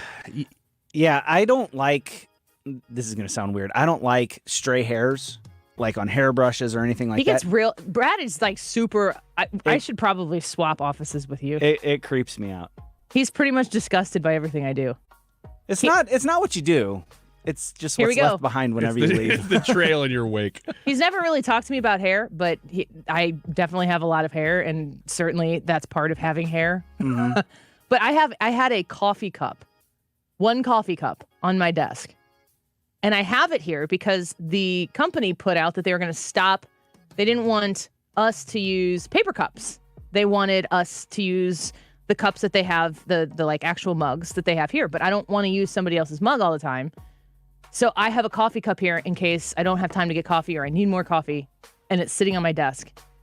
And he asked me 3 separate times, like weeks apart, to take care of my coffee cup that's on my desk in our office. Mm-hmm. So I put it in a drawer so we didn't have to look at it. She never did clean it, though. It's still got... Do you open the drawer and look at it every day? No. It's in there, out of sight, out of mind. The coffee is gone out of it. I will put it through the dishwasher if I'm going to use it and clean it. But it's not like, I don't understand what it was doing to you. It's a dirty cup. It was looking at him It had wrong. lipstick all over it. It does not have lipstick all over it. Oh, I'm going to get that cup after this. It might have lipstick where This sounds like you taxi drink. cab confessionals, you guys. I know. It might have lipstick where you're drinking out of it a little bit because I wear lipstick for the show, but it's not like I've slobbered my lips all over the cup. The problem is I got the same exact issue with Mark Cox The lipstick. in my office. Yeah. And have you confronted him multiple times about it and told him to clean up his act? I walk up to him every day and I just shake him by the shoulders. I have never told him why. Do you look him in the eyes though when you say? Do you look him directly at him? Yeah. Yeah, it's an intense moment. And you say Every day. your lipstick. It's the wrong shade for your eyes. I say, get it together, is what I say. Yeah. And he takes it seriously. He says, okay, Yeah. I got you. Is he offended? No. No, he takes it like a man, like we were talking about yesterday. And then just a new cup of lipstick the And next then, day. but he doesn't learn his lesson, though. Yeah. Yeah. I know. I'm filthy and disgusting. That's what I've learned.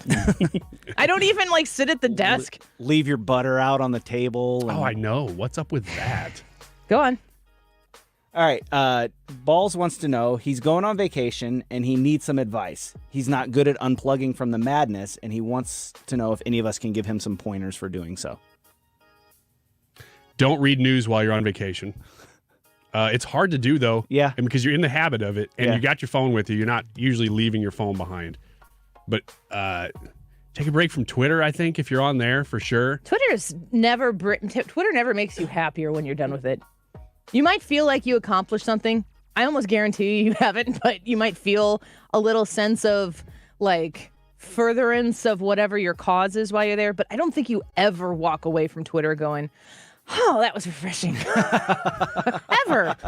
I mean, you might scroll through Facebook and see some things that make you happy. I don't even really think that's the case either. I don't think that social media is a positive influence really on any particular part of your life if you're relying on it. I think people don't realize how much they're connected to it until you go somewhere else and you're like trying to disconnect from it. And then so you're like, okay, I'll just sit here and relax. And you're like, I'd like to have my phone. Mm-hmm. That'll show John Cusack what I think about January 6th. I would just find things to do to fill your time if you feel like your time needs to be filled. Just find other things to do that you wouldn't normally do. You know what is a really good discipline too, and it takes vacation to do this for me a lot, is making myself either read a book, a real book, or do nothing. Mm-hmm. Like sit and enjoy an atmosphere. Usually you're somewhere that's nice, and just enjoy your surroundings a little bit, and don't think about doing things, because I'm very productive. I always have to be getting things done. But I think what Balls is saying there is, how do you get to there? Because you have to force yourself to do the it. idea of doing it is easier said than done. I completely understand. That's why when I go on vacation, we're usually going on doing things vacations. Yeah. Can I do one? Yeah. Okay, I'm going to read one from online here. It's from Carlo. If you could have a movie you wanted to be good but wasn't remade, what would it be and what would you change? And when I saw this, the first thing that came to mind is basically all of the Matrix movies after the first one. Those were such a disappointment. Although I did go back and watch them again recently. The question is, you saw a movie, you wanted it to be good, but it just wasn't. Mm-hmm. And you wanted them well. to take another stab at it. Yeah, yeah. The Matrix sequels? all the sequels, including the recent one. They have cool parts, but they're just a mess. They're a mess. The plot, the holes in the time travel stuff, like it doesn't make any sense. I would change the last 2 Disney Star Wars movies. So the Force Awakens was okay. I wasn't disappointed by it, but it also wasn't great. But the last 2 is where they really destroyed the characters that you knew. And that's one of the things that I would change about it. I would have the characters be more of an integral part in the development of the main characters and basically pass that Star Wars torch on. You don't have to destroy beloved characters to introduce new ones. You have them pass that torch on. And that's what I would have changed about them. I don't know. I don't watch enough movies.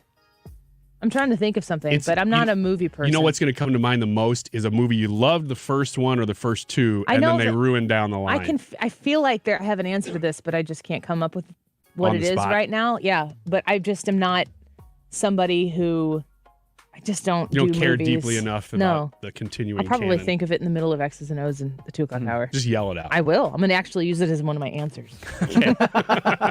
You locking that in? Yeah, absolutely. All right, let's take a quick break. When we come back, Sound of Freedom review with Brad. Don't go away.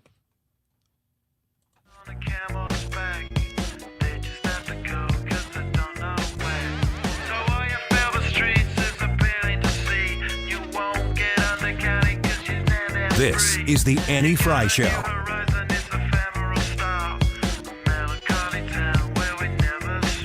Thomas Helbig, Bob Kershaw, Tammy Kershaw. It's a family business at the Retirement Advisory Group, and they are there to make sure that your retirement becomes the worry-free exhale that you have been planning on.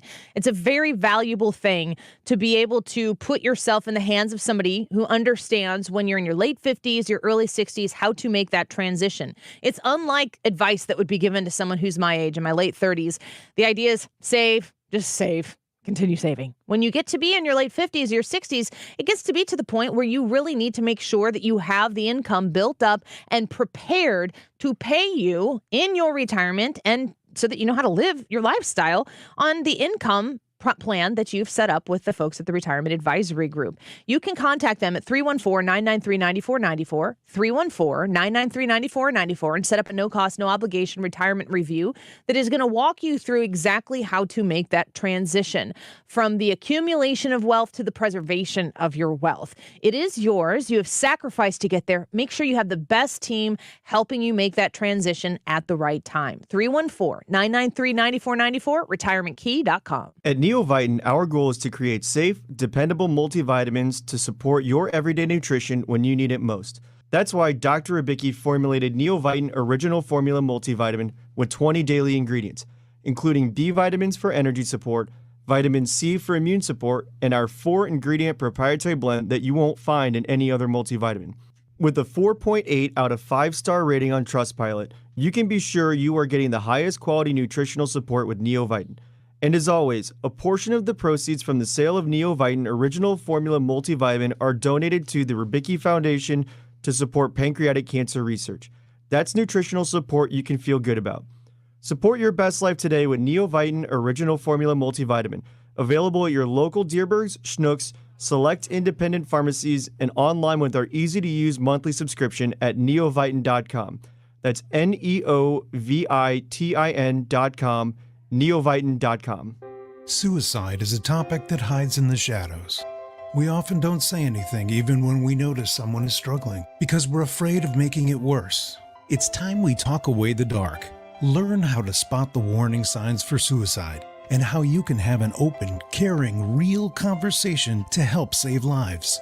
Visit the American Foundation for Suicide Prevention to watch the new short film and learn more at afsp.org/talkawaythedark. Talk about Lakeside Renovation and Design. My friends Matt and Dan have been in the business for over 25 years and have done everything on my home, from James Hardy siding, Infinity from Marvin Windows, and even a couple of room additions. These guys are great, and you can trust them with your home. Check out their website to see for yourself all the beautiful work they've done. You can find them online at lakesidrenovationanddesign.com. Be sure to ask about their unbelievable financing options. Lakeside Renovation and Design. The poll today, YouTube live chat poll, is are you happy? A very, very simple question, but a very, very difficult answer. Yes, mostly it's a struggle. I don't think I am. We're interested to hear what you have to say about this topic. Are you happy on the Annie Frey Show YouTube poll today? It is 1:42. This time check is sponsored by Jerry Kelly Heating and Air Conditioning. It's time for a $98 AC tune-up. This is where real local and national accountability happens. This is 97.1 FM Talk, St. Louis's home for conservative talk.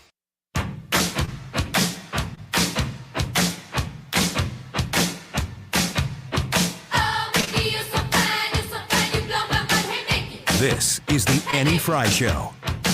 Find the podcast, on-demand audio, and more at 971talk.com/Annie.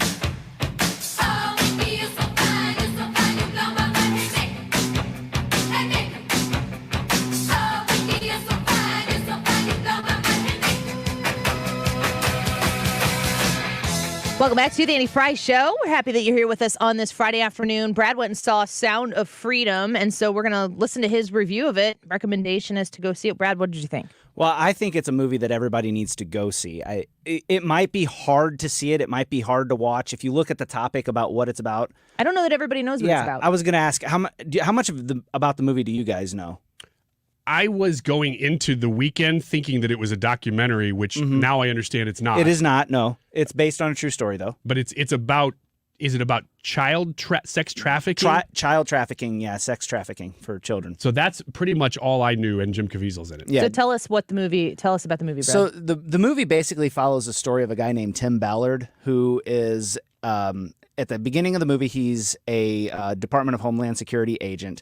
And in the process of doing what he does, because his job is to basically investigate and arrest people who are watching and distributing child pornography. But, the very first scene of the movie, they bust this guy and his partner asks him, he's like, I don't know that I can keep doing this. And this is really the last time you see his partner in this movie. He says, I don't know if I can keep doing this, blah, blah, blah, blah, blah. And Jim Caviezel's character just basically says, but you do it for the kids. And he goes, well, how many of these kids have you saved? And that was kind of the question that really set it off for his character, Tim Ballard. And so he gets the guy that he arrests at the beginning because he realizes all of these different videos, all these different picture albums, everything that he's found, those are real people, those are real kids, and somehow or another, they have been put into these movies. And the movie is basically about him finding one of these kids, and then that kid has a sister, and the kid asks him to find my sister, and the rest of the movie is him basically moving heaven and earth to find this man's... To try to find this child? To find this girl. So... really heavy topic. I know when the movie starts off, it starts off with introducing the two kids and this person who basically abducts them away from the dad by lying to the dad about what she's there for. The dad drops him off at this hotel room because he thinks he's giving them and this is in Honduras is where that took place. She tells them that she's a talent agency. Your kids are beautiful. They're gorgeous. They could do modeling. Bring them to this location at this time, and we'll get them headshots and all this other stuff, and then, we'll make them famous. Well, the kids are super excited. They convince their dad to take them. They go, and he takes them to the room, and he's like, all right, I'm going to come in. She's like, no, there's no parents right now. Come back at this time, and we'll, send your kids back to you. He comes back at that time. The room's empty. The kids are gone. He has no idea where they're at. And we don't hear from the father until Jim Caviezel rescues his son. And his dad tells the story about that. But I just, it's a very real problem. I've seen people on the internet saying, oh, no, this is conspiracy theory stuff. No, this isn't wild, crazy, the child exploitation conspiracy theories that you've heard online. This is about young children in Central and South America who have been trafficked into these other areas.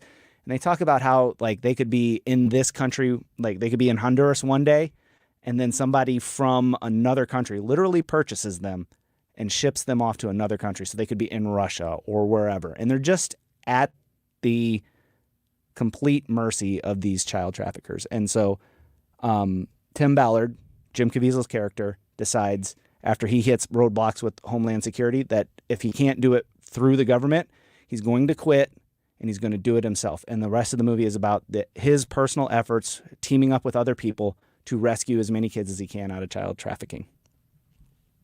I don't think you need to see this movie in order to know that it's a problem. I don't. That's one thing that I have heard people say is that if you have to see this movie because you have to understand what kind of problem it is. I think there are a lot of people who do know that this problem exists, and we talk about the 85,000 kids, 85,000, 85,000 children who have just gone missing coming across the southern border. Where are they going? The number of humans that are just vanished. How is that not a huge story?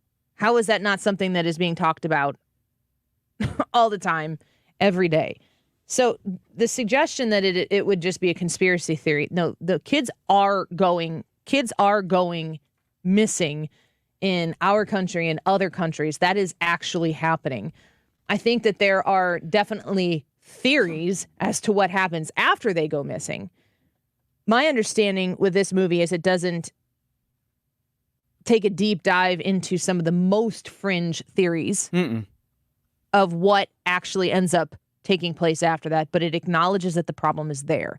And acknowledging that the problem exists is a huge, the biggest, honestly, step in trying to solve any problem that exists. When Sandy Hook happened, I was working at 97.1 in a background support role as the digital brand manager of the station. And that was 2011 or 12. I can't remember, I don't remember either. Exactly which year it was, but 2012, December 14th. And that's right, because my son was about 3 at the time and had just started going to be in a classroom. And my first daughter was born 5 months earlier, and I was not in a state of mind to consume that reality that as that young of a mom. I really kind of am disgusted with myself that I am able to hear these stories better now, because it should be as shocking every time you hear it. The school shooting in Tennessee, the school shooting in Texas, in Uvalde. I mean, this is stuff that I have, since Sandy Hook, learned that if I'm going to be able to continue to do my job here, there are things that I can't mentally balance. I just can't do it. I want to do it. And to be steeped, I mean, honestly, I'm going to be real with you here for a second. To be steeped in the daily ins and out of what Hunter Biden is doing and the Hunter Biden laptop and the allegations of what Joe Biden has done to trade on his name on behalf of the American people and the accusations that have been made for years and years and years about what Donald Trump has been involved in, that is actually, it compounds to be a very heavy lift. And it ebbs and flows, but it does become burdensome to not be able to check out of that. And to have to professionally be responsible to get to the bottom of whatever information is out there. And I mean, the other truth is, and you guys can relate to this as well, we do a lot of research on stories we never actually even get to on the air. It's a very expansive load of information that when I go on vacation for a week at a time, my focus is to get as far away from that as I possibly can. And I know a lot of people are like disgusted with the idea that I would take my family to Disney World, but there's so much to do there. It occupies your full time, and I'm with my family. And that is how I have found the most success, being 100% fully present with my family and my kids, because it is necessary. And I'm just talking about the daily grind of the politics where we're asking questions on a weekly basis on our poll, like, have we lost our country yet? That's a really big question. I mean, I know we try to boil it down to a 3-hour question that we ask you. We get a little over 200 people who come and vote on a poll, and then we wrap it up real quick at 2:45 and hand it over to Mark Reardon to do whatever he does with his show. So in that way, it's almost kind of flippant, but it does become burdensome. And for many people who are listening right now to this station, I respect the fact to its core that your tolerance for this stuff is incredibly lower than mine. And you get to say, I just can't do this today. And you push a button and we're gone. We're still talking about whose cocaine is it or whatever the, 487 days until the election. And, I'm sitting here counting it down like the days of our lives as if that's the only thing that's going to matter within the next 487 days. And you're dealing with real world issues, family members who are sick or struggles with relationships or frustration at your job. And it's like, I can't do this today. And that's just on a regular day. When you start adding in things like child trafficking, as a mom, there are times where I have to, as a human who has to focus on my mental health so that I can be a present and good parent, sometimes I have to say, I don't think I'm equipped. And I don't know that I'm equipped for this. I have enough anxiety that keeps me up at night with a very active imagination and brain. And it's part of what makes me as analytical and it gives me the ability to stay up for hours and read and try to learn as much as I can to formulate my own opinions. Sometimes I'm like, I don't know if I can put this chapter in this book. I don't know if I can handle it. And I kind of feel guilty for it. Yeah, child trafficking, sex trafficking is one of those things that I almost don't know. It affects me very, very deeply emotionally, and I don't really know what to do with that emotion because I feel really torn up. Mm-hmm. When I hear a personal story, when I hear the stats, it makes me sad. But when I hear a story, because it's a person then, it's not just a number, man, I get so simultaneously angry and grieved over it. And I think the reason I struggle with it because I don't know what to do with that. It's this deep thing, and all of a sudden I'm motivated to do something that I don't know what to do with. And I think that movie probably does that to you. And hopefully it's motivating people in the right spots. I mean, we can talk about it on the radio. That's doing something. Mm-hmm. And that's good because it does need to be spotlighted. And we have talked about it. It is an issue. One of the key issues that I focus on when I talk to Jim Carafano or another guest that we have on this talking about immigration, where it's like, oh, the Democrats want them to come and the Republicans want them to stay on the other side of the border. Like, that is honestly, listen to conversations that people are having in, honestly, conservative news talk media. Sometimes that's as far as it gets. And I'm telling you that there are people who are listening right now who have lost young loved ones to fentanyl. It's here. Joe De Niro's 19-year-old grandchild just died from fentanyl, and their mom is out there saying something to the effect of, I don't know who the F is bringing this stuff in here, but it's got to stop. And I'm like, are you willing to pay attention to the whole issue? Because it is an issue that needs to be attended to. The fentanyl problem that's coming across our southern border, that's where it comes from. I asked one of the people when we were down on the southern border, where else does fentanyl get into the country? Does it come from anywhere other than China? And the answer is no. And does it come from anywhere else other than across the southern border? And the answer is really no. This is a problem we should be solving and focusing on when we're talking about the immigration issue, which ends up getting boiled down in a red-blue issue. If you want to go past fentanyl and you start thinking about people who are being trafficked for the services of others to purchase them. I mean, good grief. All we talk about in this country on a political scale when it's up to the far left progressives is the racial division that exists in this country that hundreds of years ago, people were bought and sold and traded for the benefit of others. And it's happening right now with kids. It's like literally right now happening in this country. But no, let's pause and stop about, well, what's the Republican plan for securing the border? It's just gross to me. It makes me so mad. And then I'm sitting down in McAllen, Texas at Catholic Charities, and I mentioned Catholic Charities on the air here, and then people are like, aren't Catholic Charities part of the problem? And I'm like, forget about that for a hot second. I was sitting next to a 4-year-old boy, and the only connection we had was that we both wanted to color the flower red. And that meant something in that moment. That was a real child there. And I guess this kid is lucky he's sitting in Catholic Charities coloring with, this Midwestern suburban mom who's coming to voyeuristically look at what's going on the southern border to try to solve the problem. And this kid is fortunate to not be in the hands of a trafficker. Or maybe he's on his way. I have no idea. And the solutions that are out there when politicians are in control of the conversation, they don't do anything to solve the problem because they won't even actually talk about it. That's why I really, really hope that having these conversations and a movie like Sound of Freedom spurs those conversations, that it's not red-blue for that. You know, let's leave politics aside and all agree that child and human sex trafficking is bad and we should stop it now. And all of us should agree with that. You say go see it, right, Brad?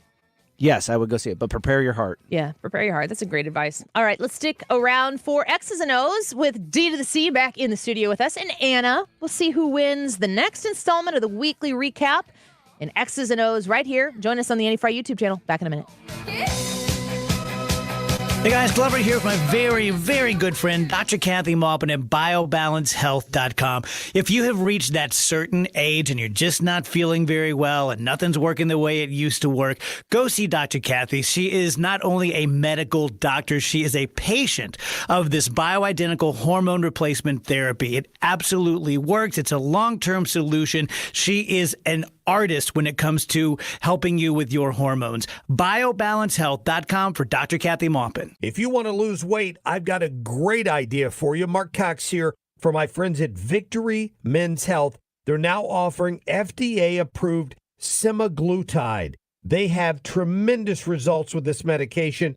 The average patient loses 15% of their body weight. Men and women can get semaglutide from Victory Men's Health at any of their 3 locations. Be sure and book your appointment today online at victorymenshealth.com. Stop everything you're doing right now and ask yourself, are you currently receiving steady paychecks? What about when you're retired? Will you receive a monthly check to cover your expenses and also have some fun? Marvin Mitchell and the team at Compass Retirement Solutions calls this mailbox money. It's a monthly check you'll receive throughout retirement. They don't want you to worry about if the money will show up or how much money you'll receive. The only thing they want you to think about is how to spend it when it arrives. Find out how to get enough money in your mailbox every month when you're retired. Call Marvin Mitchell and the Compass Retirement Solutions team at 314-373-1598 to start working on a plan that can help you create the monthly income you'll need in retirement. Call 314-373-1598 right now and schedule a visit with Compass Retirement Solutions. 314-373-1598. Firm offers insurance services, investments, and services offered through Compass Retirement Group, a registered investment advisory in Missouri and Illinois.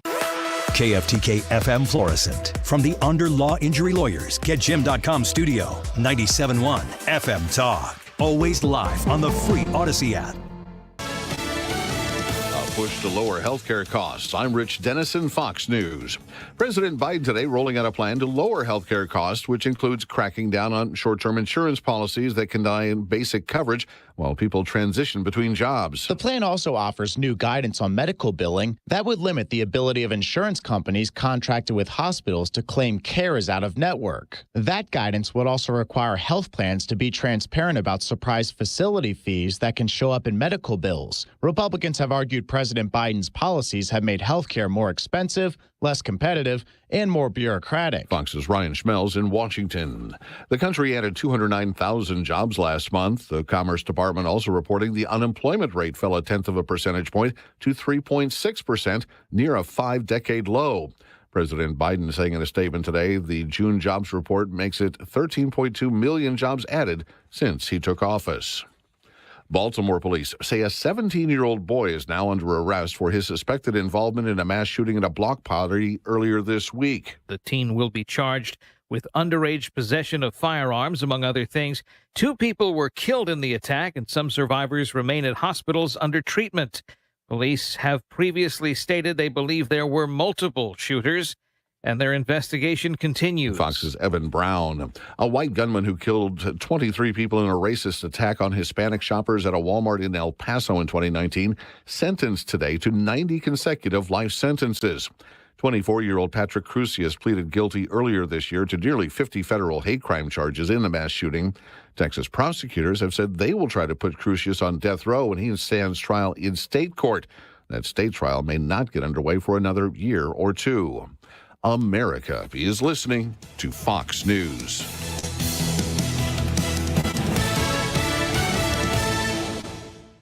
Did you know you can get your prescriptions for less at your local pharmacy? You can with GoodRx. It's the free app that can save you money on your medications. Just search for your prescription, choose the pharmacy and the price that works best for you, and then show your GoodRx coupon to your pharmacist at the drop-off counter. GoodRx works at over 70,000 pharmacies, including Walmart, Rite Aid, and Walgreens, and it works whether you have insurance or not. It's easy to save. Next time you drop off your prescription, check GoodRx. To start saving today, go to GoodRx.com. GoodRx is not insurance. Wake up, people. You are optimizing every waking hour of your life. From carpooling kids, to work, to friends, and everything in between. You have to get sleep, and a bed that can perform as well as you do. Meet the next generation Sleep Number Smart Bed. It effortlessly adjusts to your shape, position, and movements, learning how you sleep, so you learn to sleep better, night after night. Sleep next level, only from Sleep Number. The Queen Sleep Number 360 C2 Smart Bed is now only $8.99, plus free home delivery when you add an adjustable base. Ends Monday. Air Comfort Service, heating, cooling, and insulation, weather. Chief Meteorologist Dave Murray. Looking for some showers and thunderstorms around as we push through our Friday afternoon. 85 for the high. Tonight, periods of rain and thunderstorms, possibly severe in the early evening, but they're not for everybody. 68 Saturday, periods of showers, a couple of non-severe thunderstorms. 82 Sunday, partly sunny, dry time. Lots of it Sunday, and 85. This is 97.1 FM Talk. Chief Meteorologist Dave Murray.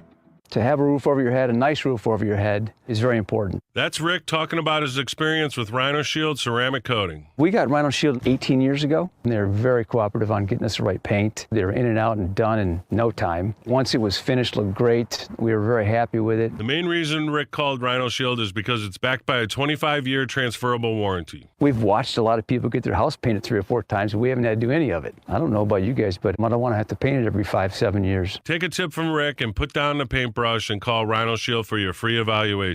877-25-RHINO. 877-25-RHINO. Or visit 877-25rhino.com. We got Rhino Shield 18 years ago. Financially makes sense, especially if it's going to last like this did. Still looks great. Call now. 877-25-RHINO or 877-25rhino.com. No paint, don't Rhino. Go Rhino Shield. Never paint your house again. Rhino Shield. Del Walmsley and the Wealth Cycle. This is the wealth cycle that I've taught for 30 years. Buy one house, 10 houses, an apartment, 2 apartments, 8, 20, 500 units, 1,000 units, 2,000, 5,000 units. And as you keep putting the money and the profits back in, you become one of those rich people. And much quicker than you'd even believe. Learn Del's Wealth Cycle at GiveMeTotalFreedom.com. Use promo code 2023. Save 60%. Code 2023. GiveMeTotalFreedom.com. GiveMeTotalFreedom.com. If you need solid hires fast, you need Indeed. The all-in-one hiring solution makes it easy to attract, interview, and hire candidates from the same place. Want to find your next great hire? Visit Indeed.com/credit. Mark Cox here. If you're nearing retirement or already retired, call my friends Thomas Helbig and Bob Kershaw with the Retirement Advisory Group. They'll show you how to link to the market without the risk. They're the official financial advisors of my show. Go online to retirementkey.com. Connect with the personalities and give your feedback. 97.1 FM Talk is on Facebook, Twitter, and Instagram. For content that's additional to the radio, join us there. This hour of the Annie Frey Show is brought to you by Ruler Foods. Low prices, no coupons. Ruler Foods. That is exactly what I needed to hear. Thank God someone here knows what they're talking about. That's us. That's right. Gotta love this American ride. All right, you need to take the time and get the full picture.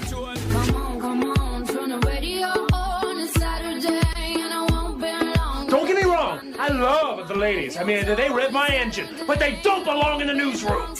It is Anchor Man, not Anchor Lady. What do you want from me? I'm not America's sweetheart. Goodness sake, kid. Keep your voice down. Your father's listening to the radio. I'm not America's sweetheart. This is the Annie Frey Show. Welcome back to the Annie Frey Show. It's 2 o'clock on a Friday afternoon, and you know what that means. It's X's and O's time. We got Anna in studio with us. Hi, Anna. How are you? Hello. I'm great. I am excited to ask you to tell us what's going on in the digital space for 97.1. What do you all manage for this station? List the things. All of our social media, and then also a little bit of social media for other stations and graphics for us and other stations and videos and kind of Your plate is full. Yeah, whatever people need. You know, it sucks when you're really good at things. People are like, Anna can do that. She's really good at it. And then the plate gets more full and more full. But if you've ever seen our YouTube shorts, Anna is the great creator of those. But make sure that you go to subscribe to the 97.1 YouTube page, like the 97.1 Facebook page. Yep. Follow Instagram, Twitter. What is it on Instagram? 97.1 FM Talk. Okay. Yeah. So if you're, I mean, obviously we love it if you follow the Annie Frey Show stuff, but many of you listen to the whole station. Be sure to connect to us on our station platforms, and that is a way to support Anna. Yes. All right. And we got D2thaC back in the studio. Hi, D. How are you? Microphone. Thank you. That is so, you know what? Because I'm so used to him not working. Normally That's what people like, say about Ryan Wiggins. It doesn't work. Yeah. I'm also the opposite of Anna. People don't bring me anything, and I don't know why. My microphone just like fell off. Oh, no. Oh, hey, so there you go. Yeah, He's right. In football, that would be called a fumble, still first down. Let me ask you this. D, you've been on 96.3 now for a while. I'm a man around town. Tell me when people can check D2thaC out and where. You can check D2thaC out Monday. Everywhere? Yeah, pretty much everywhere now. So you can check me out on Sunday through Thursday, 7 p.m. to midnight. I am the host of St. Louis After Dark, and this is my radio voice that I use for St. Louis After Dark. It just drives everybody crazy. Now, Ryan, you do it. Hey, you're listening to St. Louis After Dark with D2thaC. That's creepy. I know. He's It's like listening into a mirror, isn't it? Oh. What the heck does that mean? What does your mirror sound like? You don't want to know what my mirror sounds like. Oh, mirror, mirror on the wall. Who's the fairest of them all? Not you, Mr. Wiggins. Yeah. It's actually very similar to that. It's what your mirror says Yeah. at home. Oh, man. Well, A lot of crying.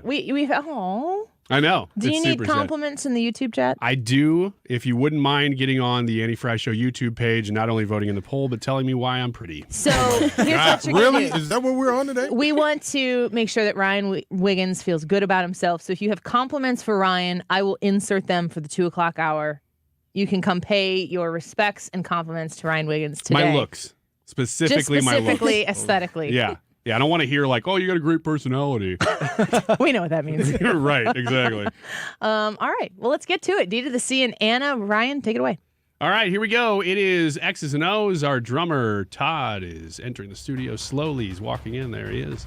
Hi, Todd. Hi, Todd. Todd. All right, Anna and D2thaC are playing this week. Do we remember your record? Are you keeping track? You don't have to. I just was I curious. have no idea. This is where you just make something up that you're comfortable with. Just say you're 20-0. Yeah. Okay. I won last time, so I'm not worried. Okay, then Anna's going to go first. All right. Only two experts this time. Yeah, right. Hannah's not here. So are we going to break this up like 5 and 4, or is it just kind of unlimited? Yeah, I think or? once somebody hits 5. Okay. That's cool. All right. We have a tic-tac-toe board behind Anna here, and it is numbered 1 through 9 as usual. The contestants, D2thaC and Anna, are going to try to get tic-tac-toes, but it doesn't stop once somebody gets one. They can get multiple tic-tac-toes, or they can go for total number of squares. There's multiple ways to win this game. We fill out all 9 squares, and we got X's. You'll be X's, Anna. D, you will be O's. Anna, you go first. I'm going to choose bottom left, number 7. Okay, so what Anna does now is she picks an expert between Brad and Annie this week. They answer the question for her, and then you simply agree or disagree. You said number 7? And Brad. And Brad. Oh, man, of course we're going to start with that one. Sports. Nope. It's been a long week of cocaine. Oh, man. In the strangest places. Some slang for cocaine. Does anybody want to throw out any terms that they know? Booger sugar. Ooh, that's a good one. That was the first one that came to my mind, Kind too. of over that one. I kind of am, too. I haven't heard it a lot, but... How about Colombian nose candy? I like nose candy is on my list here. Yale baking soda.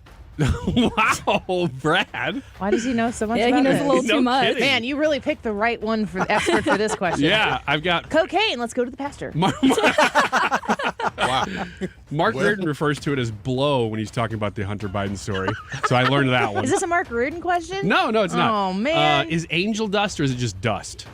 I don't Ask think that's Brad. Dust? I No. think that's something else. No, well, this is what the internet told me. No, I think that's something else. What about 8 Ball? Yes? Yeah? That's what, this is all the internet's saying. So, in light of that, have you ever heard of Smack, Golden Girl, or H-Caps? And what drug are those terms slang for, Pastor Brad? Oh, gosh. Smack, Golden Girl, and H-Caps. I'm so excited. I just can't hide it. I'm so scared. I'm so scared. Caffeine. I have heard of Smack, and that's it. Yeah. I don't even know what it is, though. Golden Girl. You want to sing the theme song to that one? I don't know the theme song. Thank Golden Girl. you for being I know that. a friend. I know. I'm familiar. If you hear somebody singing that on the street, you'll know it's referring to this drug. To bring it down to the Annie Frey level of sheltered, not only do I not know anything in this question, but Mom and Dad did not let me watch Golden Girls, so I have no idea. Yeah, it was a little risque. Yeah, but Saved by the Bell, Rose especially. man, I learned my just say no lesson. From that episode. Caffeine pills to ace a test. Where's Zach Morris Zach when and you Slater need him? got in a fight once, and it was like, oh my gosh, this is the best. All right, so what am I supposed to answer? Oh yeah, we're doing What a is game Smack? show here. What is Smack? Anna and D2thaC, you guys, glad you're here. Smack, Golden Girl, and H-Caps. What drug do those refer to? It's slang for those Well, I drugs. think Can I need all three?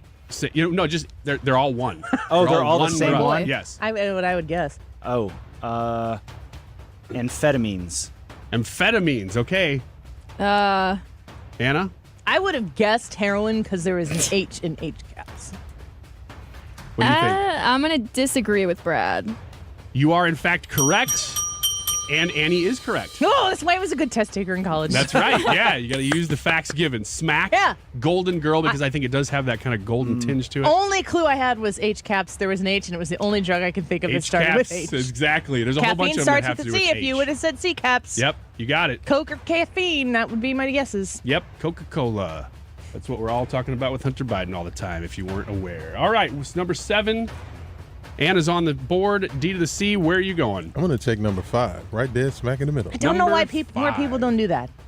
I think last time I did that first, I lost. And okay, well, that's a good reason not to. So I think we talked about this off air with the sales team last week. The strategy. The strategy, and the best strategy is not to go with 5 in the first pick. I do know that. But now that there's already a square on the board. All right, number 5, who are you picking, D2thaC? Let's go with Miss Annie Frey. Hope it's not about drugs. Annie Frey. Barney. Right in your lane. Are you serious or sarcastic? I will see. Okay. I'm going to play for you some sound from a recent Trump rally. Here you go. Ladies and gentlemen, please welcome United States Senator.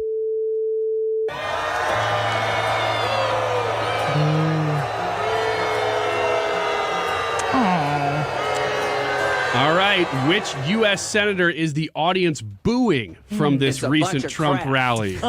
Lindsey Graham. No hints.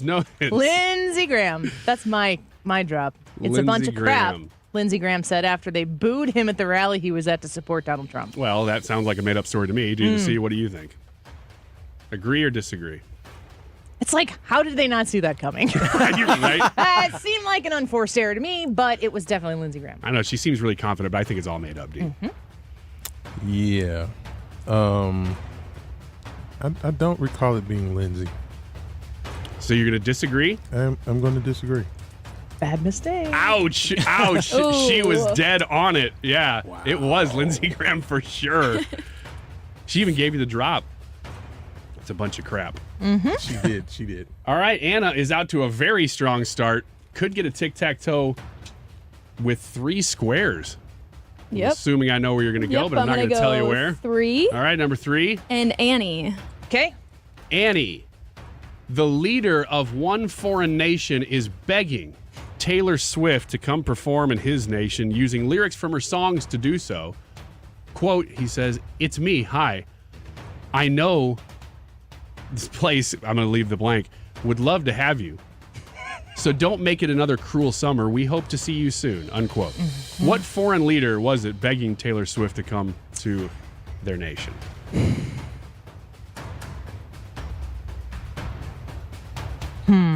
I would guess Anna would know this. I don't know if I do. No? Okay, good. Justin Trudeau. Canada. All right, Trudeau I'm going to in agree Canada. because that was going to be my guess. I know she's never been to Canada. Oh, okay. Well, you are correct for a tic-tac-toe to start the game. I was looking for a Justin Trudeau drop, and I don't have any.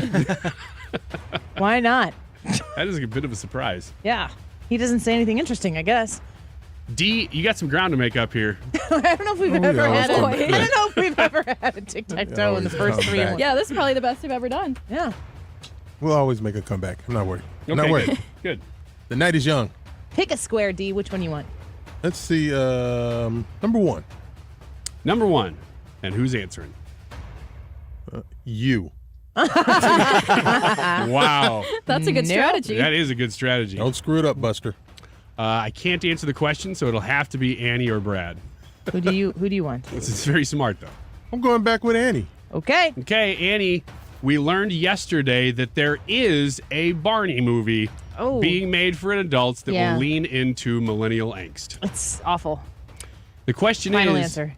When did Barney and Friends debut on PBS? Was it the 80s or the 90s? It's a great question. One that I don't know the answer to. So I have to guess. Can I just make my own answer? You're going to pick the 70s, aren't you? I mean, I feel like if it were, because it started infiltrating culture when I had just aged out of being able to watch that kind of stuff. But I think it was the 90s. I will agree. That is correct. Yes! It was April of 1992 that it debuted In on the 70s PBS. would have been Grape Ape. Grape Ape? Man, Grape Ape was a good cartoon, wasn't it? I've never heard of Grape Ape. I Oh, haven't yeah. either. It was the best Hanna-Barbera cartoon that they had, I think. Yeah, he just And that's walked all he around walked around saying, said, Grape Ape, Yep, Grape Ape, Grape Ape. That's all I do. That's it. Just kind of smash things. Were there a lot of episodes? I think so. Why not? Well, you know what? There might have been a ton, but they were real similar. Oh, it's just hard to separate them. Yeah. I recognize it. The Great Grape Ape. Was that it? I know I want to go watch those again. Man, YouTube. I think I'm going to do that tonight. That's my weekend viewing. Just a Grape Ape marathon. I for the Googled Wigginses. Grape Ape, and the first result that comes up for a linked article is Grape Ape weed strain information. That sounds about right. Yeah. Pineapple Express. Oh. Next. Or wait, should we take a break? Let's stop there. Okay. We've got a tic-tac-toe from the bottom left up to the top right. X's. Anna is so far dominating this game, but we've got D2thaC. He's got a circle on the top left, making a comeback possibly. Join us on the Annie Frey YouTube channel and play along with us and vote in today's YouTube live chat poll. Are you happy? You've got 4 opportunities to answer that question. Yes, mostly it's a struggle, or I don't think I am. We talk about a lot of heavy stuff on a daily basis, and I wonder if it's getting you down or if at the end of the day you still feel happy. Let us know. Annie Frey YouTube channel. More X's and O's when we come back. You're listening to The Annie Frey Show. Follow Annie on Twitter @Annie Frey Show.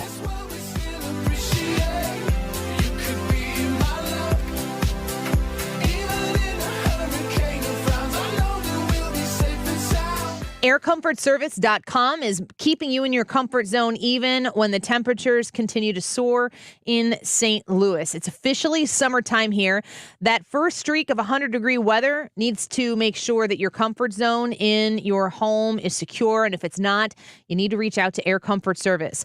If the past few months flew by without you having to think about your air conditioner, don't put it off to where there's an emergency and you got to make that emergency call. Reach out to Air Comfort Service right now. For a limited time, you can get an HVAC system check for only $54. $24. You know what you're getting into when they come out to your home to check your AC unit, and you're going to make sure that you possibly stave off any of those super pricey fixes like we had to do a few years ago. It was like, it's this much to fix it, it's this much to replace it, and we just opted to replace the thing because we didn't want to spend all of that money to repair it and then have to replace it inevitably as well. Get that system check done, and you'll kind of know where you sit, and maybe everything is working just fine. Air Comfort Service is there to walk you through the process, and you can trust them in your home. I trust them in mine. 314-513-0091, aircomfortservice.com. This Little Light is a new podcast hosted by Flea from the Red Hot Chili Peppers. Join him as he explores falling in love with music, music education, and the creative process while interviewing the biggest names in music, like Rick Rubin. I like things that are stripped down. I've always liked things that are stripped down. But then I can get to the point where I like something that's stripped down, and what's it like with an orchestra. This Little Light is a presentation of Cadence 13. Subscribe and download it now on the free Odyssey app or wherever you get your podcasts. Cashback is not available on gas in New Jersey and Wisconsin. Couponing. Wow, you didn't strike me as the coupon type. Just trying to stay ahead of inflation. Gas, groceries, everything. It's all more expensive. I need to save wherever I can. Have you tried Upside yet? Upside? What's that? It's a free app that I use that pays cash back for every gallon of gas I buy. You've got to buy gas to get around anyway. Might as well get paid for it. Come on, does that really add up to anything? I've already made around $200. The extra cash helped pay down my bills, and I even had a little extra left to treat myself. And the Upside app is free? Totally free, and the cash back is real. You can transfer the cash right to your bank account. I'm downloading Upside right now. Download the free Upside app now to earn cash back every time you buy gas. Use promo code OIL to get an extra 25 cents per gallon on your first tank. You can cash out anytime right to your bank, to PayPal, or a gift card for Amazon and other brands. Just download the free Upside app and use promo code OIL for a 25 cents per gallon bonus on your first tank. That's code OIL for a 25 cents per gallon bonus. I'm Missouri Attorney General Andrew Bailey. Human trafficking is occurring right here in Missouri. You can help combat it by learning the signs of human trafficking and reporting suspicious activity to law enforcement. Victims may appear malnourished, show signs of mental or physical abuse, or avoid social interaction. If you're a victim or know someone who needs help, contact the National Human Trafficking Hotline at 1-888-373-7888 or text the word HELP to Be Free. Together, we can fight human trafficking in Missouri. Brought to you by the Missouri Attorney General's Office. Jules on Hampton in St. Louis Hills is paying some of the highest prices on gold, silver, diamonds, semi-precious colored stones, and fine watches on site. Jules on Hampton is a premier jeweler with an exquisite selection of diamonds, semi-precious stone jewelry, and vintage watches. Their expert design team can restyle your jewelry to today's contemporary style. They also do jewelry and watch repair. Need extra cash? Jules on Hampton is paying some of the highest prices on gold, silver, diamonds, semi-precious colored stones, and fine watches. Bring in your collectibles and clocks, sports memorabilia, and figurines too. Jules on Hampton, 4506 Hampton, just 3 blocks south of Chippewa. Call them at 314-752-5000. Jules on Hampton. You're listening to the Annie Frey Show live from the Air Comfort Service Heating, Cooling, and Insulation Studio. Air Comfort Service is proud to support Greater St. Louis Honor Flight. Sign your veteran up for the Honor Flight today at gsLHonorFlight.org. And for heating services, visit aircomfortservice.com. Keeping you connected and aware. In the world, the country, and the community. And offering more ways than ever to listen conveniently. Tell your smart speaker to play 97.1 FM Talk or download the Odyssey app. We go together, better than birds of a feather, you and me. We change the weather. You're listening to the Annie Frey Show on St. Louis's home for conservative talk. I've been dancing on top of cars and stumbling. Follow Annie on Instagram at The Annie Frey Show.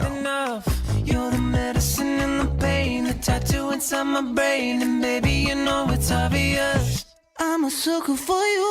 Welcome back to the Annie Frey Show. It is Friday afternoon. We've got a little bit less than an hour here to wrap up before we hand it over to Mark Reardon. But as we generally do at 2 o'clock on Fridays, we're playing a little X's and O's, and we have our friends in studio with us, D2thaC and Anna, playing and competing. And right now, Anna had the first 3 squares in a row.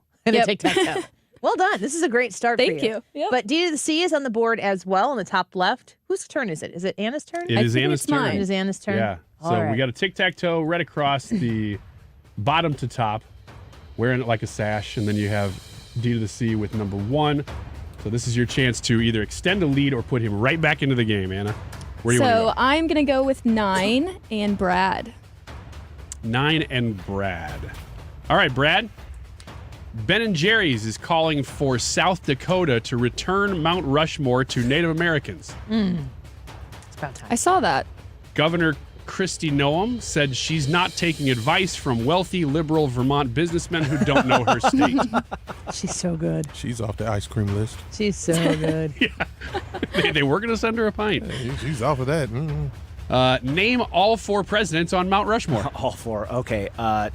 George Washington, Abraham Lincoln, Thomas Jefferson, and Teddy Roosevelt. I mean, he had that locked and loaded, so I'm going to agree. That is correct. He did have that locked and loaded. I thought you'd have to think about it. Yeah, he a was little bit ready. more.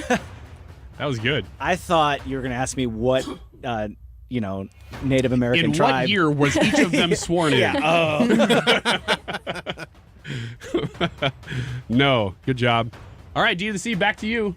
All right, so Andrew said take number 8, and he said go with Brad. All right, so you're reading the comments, so you can talk to D2thaC on the live stream.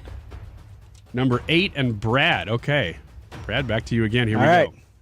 A class action lawsuit against a particular soda has succeeded, debunking the soda's claim that it is, quote, made with aged vanilla, when in fact, it is not.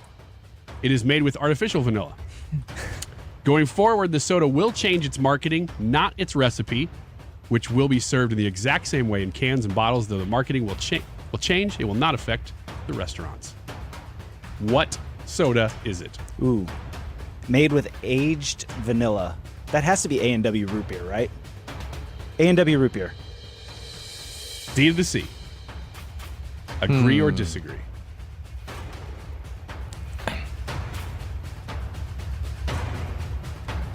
Okay. Todd. I am going to say it. Yeah.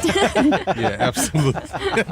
I'm going to disagree. You're going to disagree. I would have guessed Dr. Pepper. Okay. My mind says Coca-Cola for whatever reason. Huh. What is it?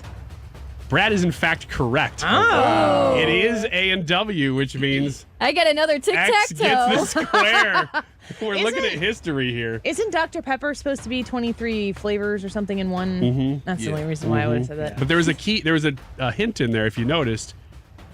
It's going to be the exact same way in cans and bottles, though the marketing change will not affect its restaurants. He did say that. Mm-hmm. Well, Dr. Pepper. Well, you know what? You go to the old store. Dr. Pepper. How many I go to the doctor. A&W root beers are here in St. Louis? There's one in Collinsville. I was gonna say I think that's the one in the area that Is I that know the of. only one? The That's only, one I know of. no, the one that they do still have is right off of Hanley, in Collinsville. North County. Hey, you call it whatever you want. Yeah, North County, because it's tied into what is the not I was getting ready to say Captain D's, not Captain D's. Long John Silver's. Yeah, they're tied. They closed the one on the Rock Road. I'm really mad about that. You can come to Collinsville. There's still one there. Yeah, we're not mad at all. We're living happy and fat. All right, Anna. Next, your square. Which one? I'm choosing 6 and Annie. Okie dokie. All right, 6 and Annie. Annie, guess what? You have stumbled into AI sound. This is a clip from the week, a real clip, real quote, run through AI. You'll have to tell me who said this. Don't forget, I ended his pipeline. First day, I ended it. I said no more pipeline. In the middle of construction. Biden came in and he approved it. Do you want to hear it again? Mm-hmm. Okay, one more time. Here's the AI clip, read by Snoop. Don't forget, I ended his pipeline. First day, I ended it. I said no more pipeline. In the middle of construction. Biden came in and he approved it.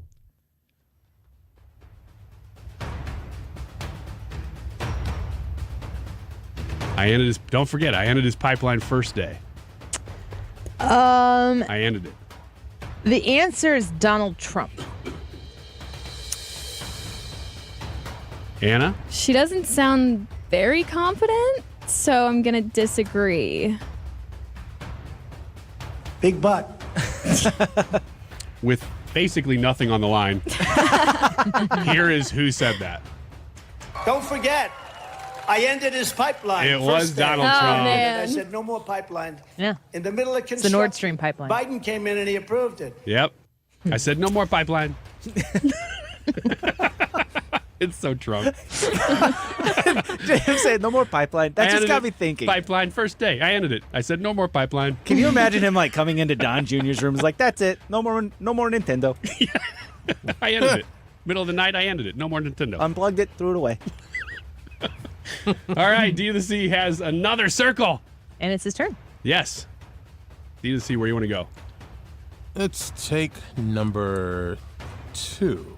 Number 2. Number 2. Bring it on, Annie. Number 2. Bring it on, Annie. Okie dokie. Roosters crow, cock-a-doodle-doodle-doo. What are you talking about? Guess what? You have stumbled into AI sound once again. Another clip from this week, a real Okay. quote run through AI. Tell me All right, D. who said this. Culture is. It is a reflection of our moment and our time. Right. And. Shut and up! Present culture is the Silly way we express woman. how we're feeling about the moment. I just want to play it one more time, just to be sure. This is, I want to play that again, a real quote from this week. Culture is. It is a reflection of our moment and our time. Right. And. Present culture is the way we express how we're feeling about the moment. That's Vice President Kamala Harris. For the square. This was on the TV about 10 minutes ago. And of course, I have no TV in my room. Oh, just trust me, D. It's Kamala. Okay, we're going to trust you. Mm-hmm. Okay, here's who really said that. Here's the full. I only did a part of it. Here's the full clip. I'm mad that we have to listen to it. Well, I think culture is it is a reflection of our moment and our time, right? And present culture is the way we express how we're feeling about the moment. And we should always find times to express how we feel about the moment that is a reflection of joy, because No. it comes in the morning. I don't know. I have no idea. It's just ridiculous. I really resisted the temptation to use ha ha ha ha ha. Because when you guys hear that You now, can't. If you put ha ha ha ha ha, you know it ha, every time. Yes. Every time. Which was that? Square 2? That was square 2. D2thaC's making a bit of a comeback here. Yeah. Can he make it respectable with this last square is the question. We have to either deceive Anna or she's just got to not know. I vote deceive. All right. Deceit on its way. All right, number 4. Now will we deceive you into thinking we deceived you? Oh, who's left? Is it both of you? Brad. It has to be Brad. All okay. right, Brad. All right, number 4. I was really hoping this would be Annie, but it's not. Here's the question. This week, Annie was unsure. Oh my gosh. It's about Annie, so. Would I know the answer to it? Do you know the answer to it? Yeah. What are you doing? I'm making sure I got the clip ready. He forgot how This to read. week, Annie was unsure whether this song was by Nirvana.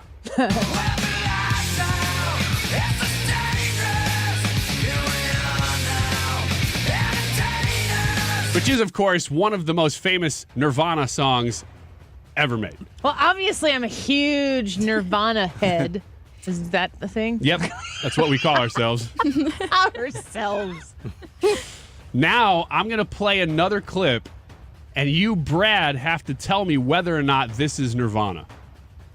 Here you go.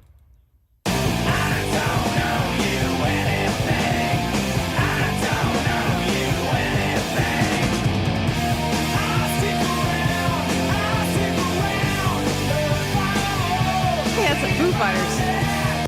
That's Dave Grohl and the Foo Fighters. Brad, who's that? That's Dave Grohl and the Foo Fighters. Anna? So no. I can't tell if I'm being deceived or what's going on. You said what? Dave Grohl. I'm drumming. Foo Fighters. No. He's saying it's not Nirvana. Okay. So I'll agree. All right, that's correct. All right, you're That's trying correct. to shame me. Yes. You're trying to make fun of me. I never heard of that song, but I could tell it was Dave Grohl. You stepped in and told everybody how knowledgeable you are about Dave Grohl. Just specifically him. He was once a thug from around the way. That first album, I don't know what D2thaC was singing right there. Was that Nirvana? Well, next No, week that was we'll make a definitely not question made Nirvana. fun of you for not knowing that. Definitely was not Nirvana. Okay, just making sure. Yeah. That wasn't from the early album. I'm taking a stab in the dark here. Have you seen Moulin Rouge? The Yeah. movie? Have you seen Moulin Rouge? No, I haven't. Did you like it? I mean, I was watching it with my daughter, but which is an automatic That doesn't no. sound. That's like a Lindsey Graham at a Trump rally. You're like, it sounds like it should be good, but I'm not so sure that it is. 2 RC colas and a couple of scotches away. Yeah, it was pretty cool. You don't really remember the movies, is what you're saying. I The nap know was there's a lot of cartoons in fantastic. it. All right. You can watch Moulin Rouge. We're gonna go watch Grape Ape. Or order some. All right. Well, D2thaC and Anna, thank you guys for being here. Not too bad. No. You were able to You made it a fight back game. a little bit here. Yeah. We put a little stank on you on it. Yeah, no kidding. Well, we appreciate you being in here. Look forward to having you back. Good job, Anna. Thanks. That's pretty dominating. I didn't say it out loud before, but when you made that tic-tac-toe It was impossible. diagonally, there were no I know. tic-tac-toes. There was no way for me to win. It was a wrap. It's all right, though. Stick around. We're going to get to the poll results when we come back. We want to talk a little bit about it. YouTube poll on the Annie Frey YouTube channel. Are you happy? Go vote. Let us know why you voted the way you did. We'll be back in a minute. Don't complicate it.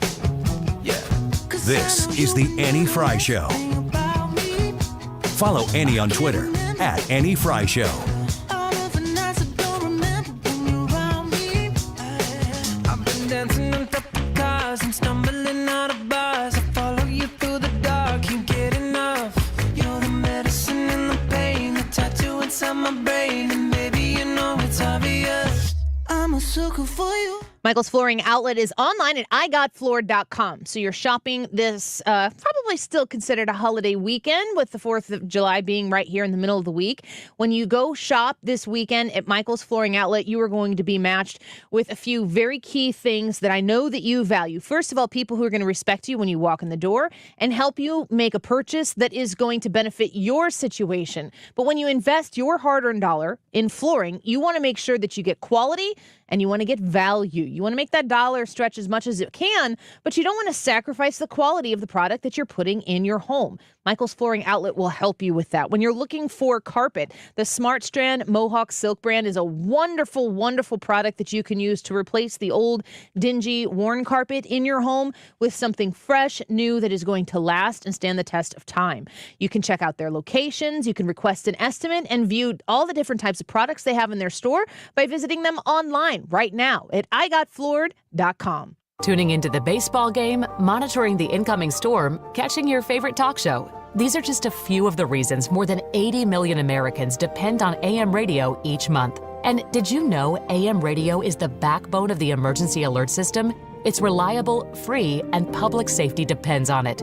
Text AM to 52886 and tell Congress we need AM radio in cars. Message and data rates may apply. You may receive up to 4 messages a month, and you may text STOP to stop. This message furnished by the National Association of Broadcasters. Mark Cox here. Give Grill Master Tony a call for all your corporate lunches and catering. He does box lunches, which includes the meat, a couple of sides, a chocolate chip cookie, and even a drink. You can choose from brisket, which is delicious, by the way, hickory smoked prime rib, or turkey French dip, even pulled chicken. Grill Master Tony's Catering. You've got to check this out. He'll deliver it and set it up for you as well. Order online today at grillmastertony.com. Join us at Odyssey as we all do our one thing, together millions of things for our planet. This summer, try some eco-friendly water sports like paddleboarding, swimming, or diving. When we each share our one thing, it becomes a million things for our planet. What's your one thing? So, did you know that 75% of kids who've drowned were being supervised by one or both parents? Now you know.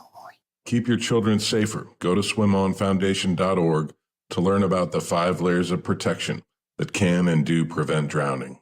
Once again, the YouTube live chat poll of the day. Are you happy? Looking forward to seeing the results of this poll because it's very different. Yes, mostly it's a struggle. I don't think I am. Those are your choices. Let us know on the Annie Frey Show YouTube page. It is 2:41. This time check is sponsored by Jerry Kelly Heating and Air Conditioning. It's time for a $98 AC tune-up. The Mark Reardon Show. Brian Kilmeade, a transgender who all of a sudden opened up fire. And no one on CNN, I'm watching MSNBC, no one included that. I thought that was strange. Weekdays from 3 to 6. St. Louis's home for conservative talk.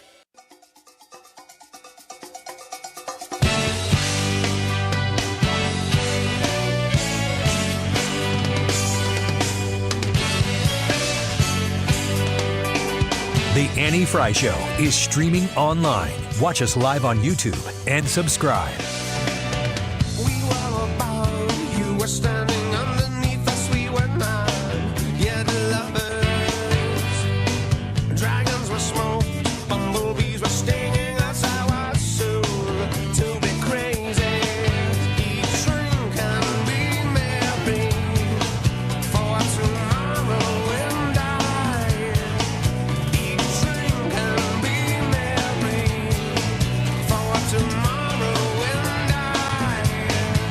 'Cause a tripping relief. Welcome back to the Annie Frey Show. We're happy that you were with us. We're about to wrap up our Friday and send you hopefully on your way as well. We appreciate you being here with us.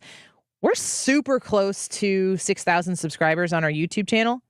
I was going to make today's YouTube poll who should have to meet the need and celebrate the occasion of the 6,000 subscriber mark between the four of us. But since Hannah was here, I thought I didn't want to put her name on a list and not have her be here to advocate That for would have been it. a good idea. I disagree with your decision. Would you have voted for Hannah? Yeah. Would you have spent the entire show I throwing would her have under the bus? I would have encouraged people to vote for Hannah all day, too. Today's YouTube live chat poll, if you haven't gone to vote yet, I'm curious how this kind of shakes out because we were discussing this a little bit earlier. We have a lot of things that we talk about on a regular basis on the show, and it's kind of the grind. You know, like it doesn't bum you out to talk about what's going on in Washington, D.C. It's a part of life. And unlike the millennials who need a new Barney movie to take care of their feels problem, you just are a grown-up and you deal with the reality of whatever the situation is and you continue to push on through it. But the YouTube live chat poll today is, are you happy? You have four options that you can vote in. Yes, exclamation point. Mostly, it's a struggle, or I don't think I am. Ryan, when I was talking about the heaviness of, just the general grind, everybody kind of has that probably in their own way. Like imagine being somebody who is a nurse or maybe a teacher who gets to experience some of the hardships that you get to be in contact with all of these children every day, and you know how some kids are struggling. Every single job out there has its own set of burdens. Ours does too. Ours are not worse than other people if you think about being in law enforcement and the things that they would have to see on a daily basis. So it's not about stacking up like, oh, my life is so difficult. It's just to say that we're all dealing with life challenges on any given moment. And we're talking on this show on a regular basis about the direction the country is headed and the millions of different ways that we need to change the direction the country is headed. At the end of the day, do you understand those burdens, Ryan? And are you happy? I think I do understand those burdens. And I always say that it's a variation of what we've said before, that politics is downstream from culture. And I always add that culture is downstream from morality and spirituality. So taking all those things into consideration, I always start with the source, making sure that I'm right in my relationship with God through Christ. And as such, it's hard to answer the question, are you happy, with a yes? Because obviously everybody has moments where they're not, even if they're doing good. But there is that abiding joy that I have more than I've ever had in my life. And I'm so happy to say that I'm going to say yes. Like it's not necessarily daily perfect happiness, but I don't know that it's supposed to be. So I'm going to say yes to that question. What do you think, Brad? I'm going to go right along with Ryan here. Crazy as that may sound. I am a happy person. I think most of you guys that listen to the radio and who work with me know that generally overall I'm a pretty happy guy. And it's that what Ryan was talking about is that love of Christ and his love for me and the joy and the hope that I know that I have in him. But besides that too, I've got a great family. I got great parents. I got great brothers and sisters. I got a great wife. You know, my life is really good. And even if I didn't have, you know, all the things around me, if I had my family, my faith, and my friends, I'm going to be a happy person. And so, yeah, I would say, yes, I am happy. I think that for me, it's a good question to ask myself on a regular basis because it makes you balance everything. It makes you take inventory of everything that is going on, and it makes you ask yourself, what makes me happy? And in the converse, what makes me unhappy? Because I think that you can be made unhappy by particular things, but not let it cloud the entire picture. I think that you can have an indignation about specific things and still be on the whole happy, because it all boils down to, where does your happiness come from? And along with what you both are saying, I think that happiness is most found when there's peace. And everything that we're talking about, good grief. Let's go down the list of the show audio for today. The 2024 elections, I wouldn't really put that in the category of peaceful. CNN might. The next one is mostly peaceful. Mostly, which is option 2. The next one is cocaine in the White House. Ooh. Hunter investigation, Biden investigations, artificial intelligence, social media collusion, transgender issues, the economy, student debt, Tucker Carlson, and miscellaneous. There is really nothing on here that's positive. It's all relevant. We don't even get to all of this in a given day. It's all there in a position to inform you, for me to provide you with the latest thing that's going on. I can't say that I'm looking at anything on this list and feeling like if I talked about this, it would make me happy.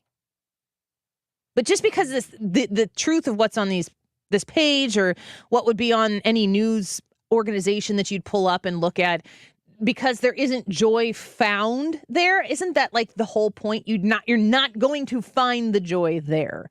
The joy isn't to be found in those locations. And if you're searching for it, I think that that's probably a pretty positive thing to realize, is that there's a part of you that's searching for that joy. Because it's also important to understand too that, you know, if you are a Christian like Ryan said that he is, or Brad said that he is, or that I say that I am, that if you do feel like you have Christ in your life and you've got these blessings, it doesn't mean that you're going to feel happy all the time.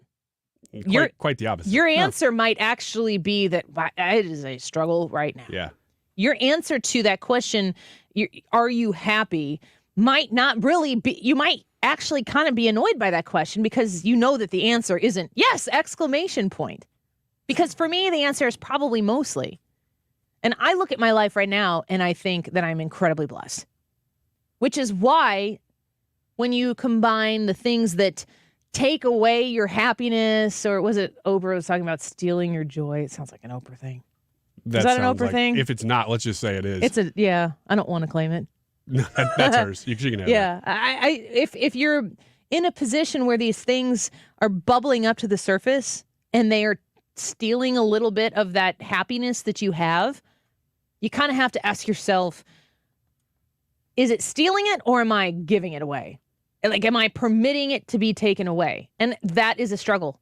That is difficult. It is hard to look at the world and go, this is fantastic, because the world really isn't. And I don't really know that it's ever going to be. We just have to do our best with what we have. But when the thing that is really getting to me, if you didn't get to hear it, at about 1:50, Brad was talking about seeing The Sound of Freedom, and he recommends that you go see it. He said, prepare your heart. I am at the point right now where I don't think I'm going to go see it. I've got a lot of people saying, no, you need to go, you need to go.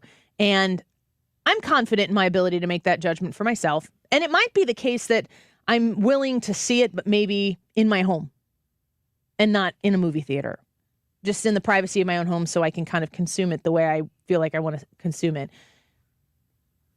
I think that you can have a happiness that doesn't ebb and flow with what you see on Twitter, with what you read on foxnews.com or CNN.com or Slate or Breitbart or whatever serves you the information that you get on any given basis. I do want people to understand, though, that at least from noon to 3, that my goal is to make sure that any of this information that I have on this sound sheet to provide to you, to play for you, informs you that it's really important for me to inject happiness throughout the information, which is why we tend to, I think people know that we try to keep it a little bit lighter. Nobody's turning on the Annie Frey show to hear what you think today. You're capable of hearing things and coming to a conclusion that in many cases is probably going to be similar to mine. In some cases, you might go, oh, I hadn't thought about that way. In other cases, you're certainly going, Annie, this is the stupidest thing I've ever heard of. I can't believe you believe that. But making sure that I don't want you to take the politics of today or tomorrow so seriously that you miss the things in life that actually make you happy. And I'm not imparting advice on you. It's advice to myself. That if this stuff becomes burdensome for me, I have to step away from it. If my answer is not yes, ! It's probably mostly. And that's when I need to step back before it becomes, it's a struggle, which sometimes it dips into, so that I can say to myself, what do I have that makes me happy? And what do I have that's taking away from that happiness? And when you focus on what makes you happy, then you know what you're fighting for. And that's the key. When you know your purpose, when you have a focus, if you don't know what it is and you step back and you realize why your happiness isn't emanating, like you're not able to be content in who you are or where you are, it's probably because you've lost focus. Somebody else is trying to shift your focus, which is everything politics, which is why it's so gross. Everything politics is trying to make you feel and not think. And then when they get you feeling a certain way, a lot of times that instills fear and you get on shaky ground, and then you start worrying about the things that they try to tell you to worry about. And then you're not happy. If you step away from that and you find out what is shaking your happiness and you realize what you have that makes you happy, then you know where your fight lies. And you draw your circle around that thing that makes you happy, and you live in that circle and you defend it like you've never defended anything before. But I'm really curious to get to the results here to see if the people who are with us on this noon to 3 journey, weekdays here on our show, if you feel like you're happy as well. It's really about the eternal things first, and then all of the daily things. How do they line up with those core values?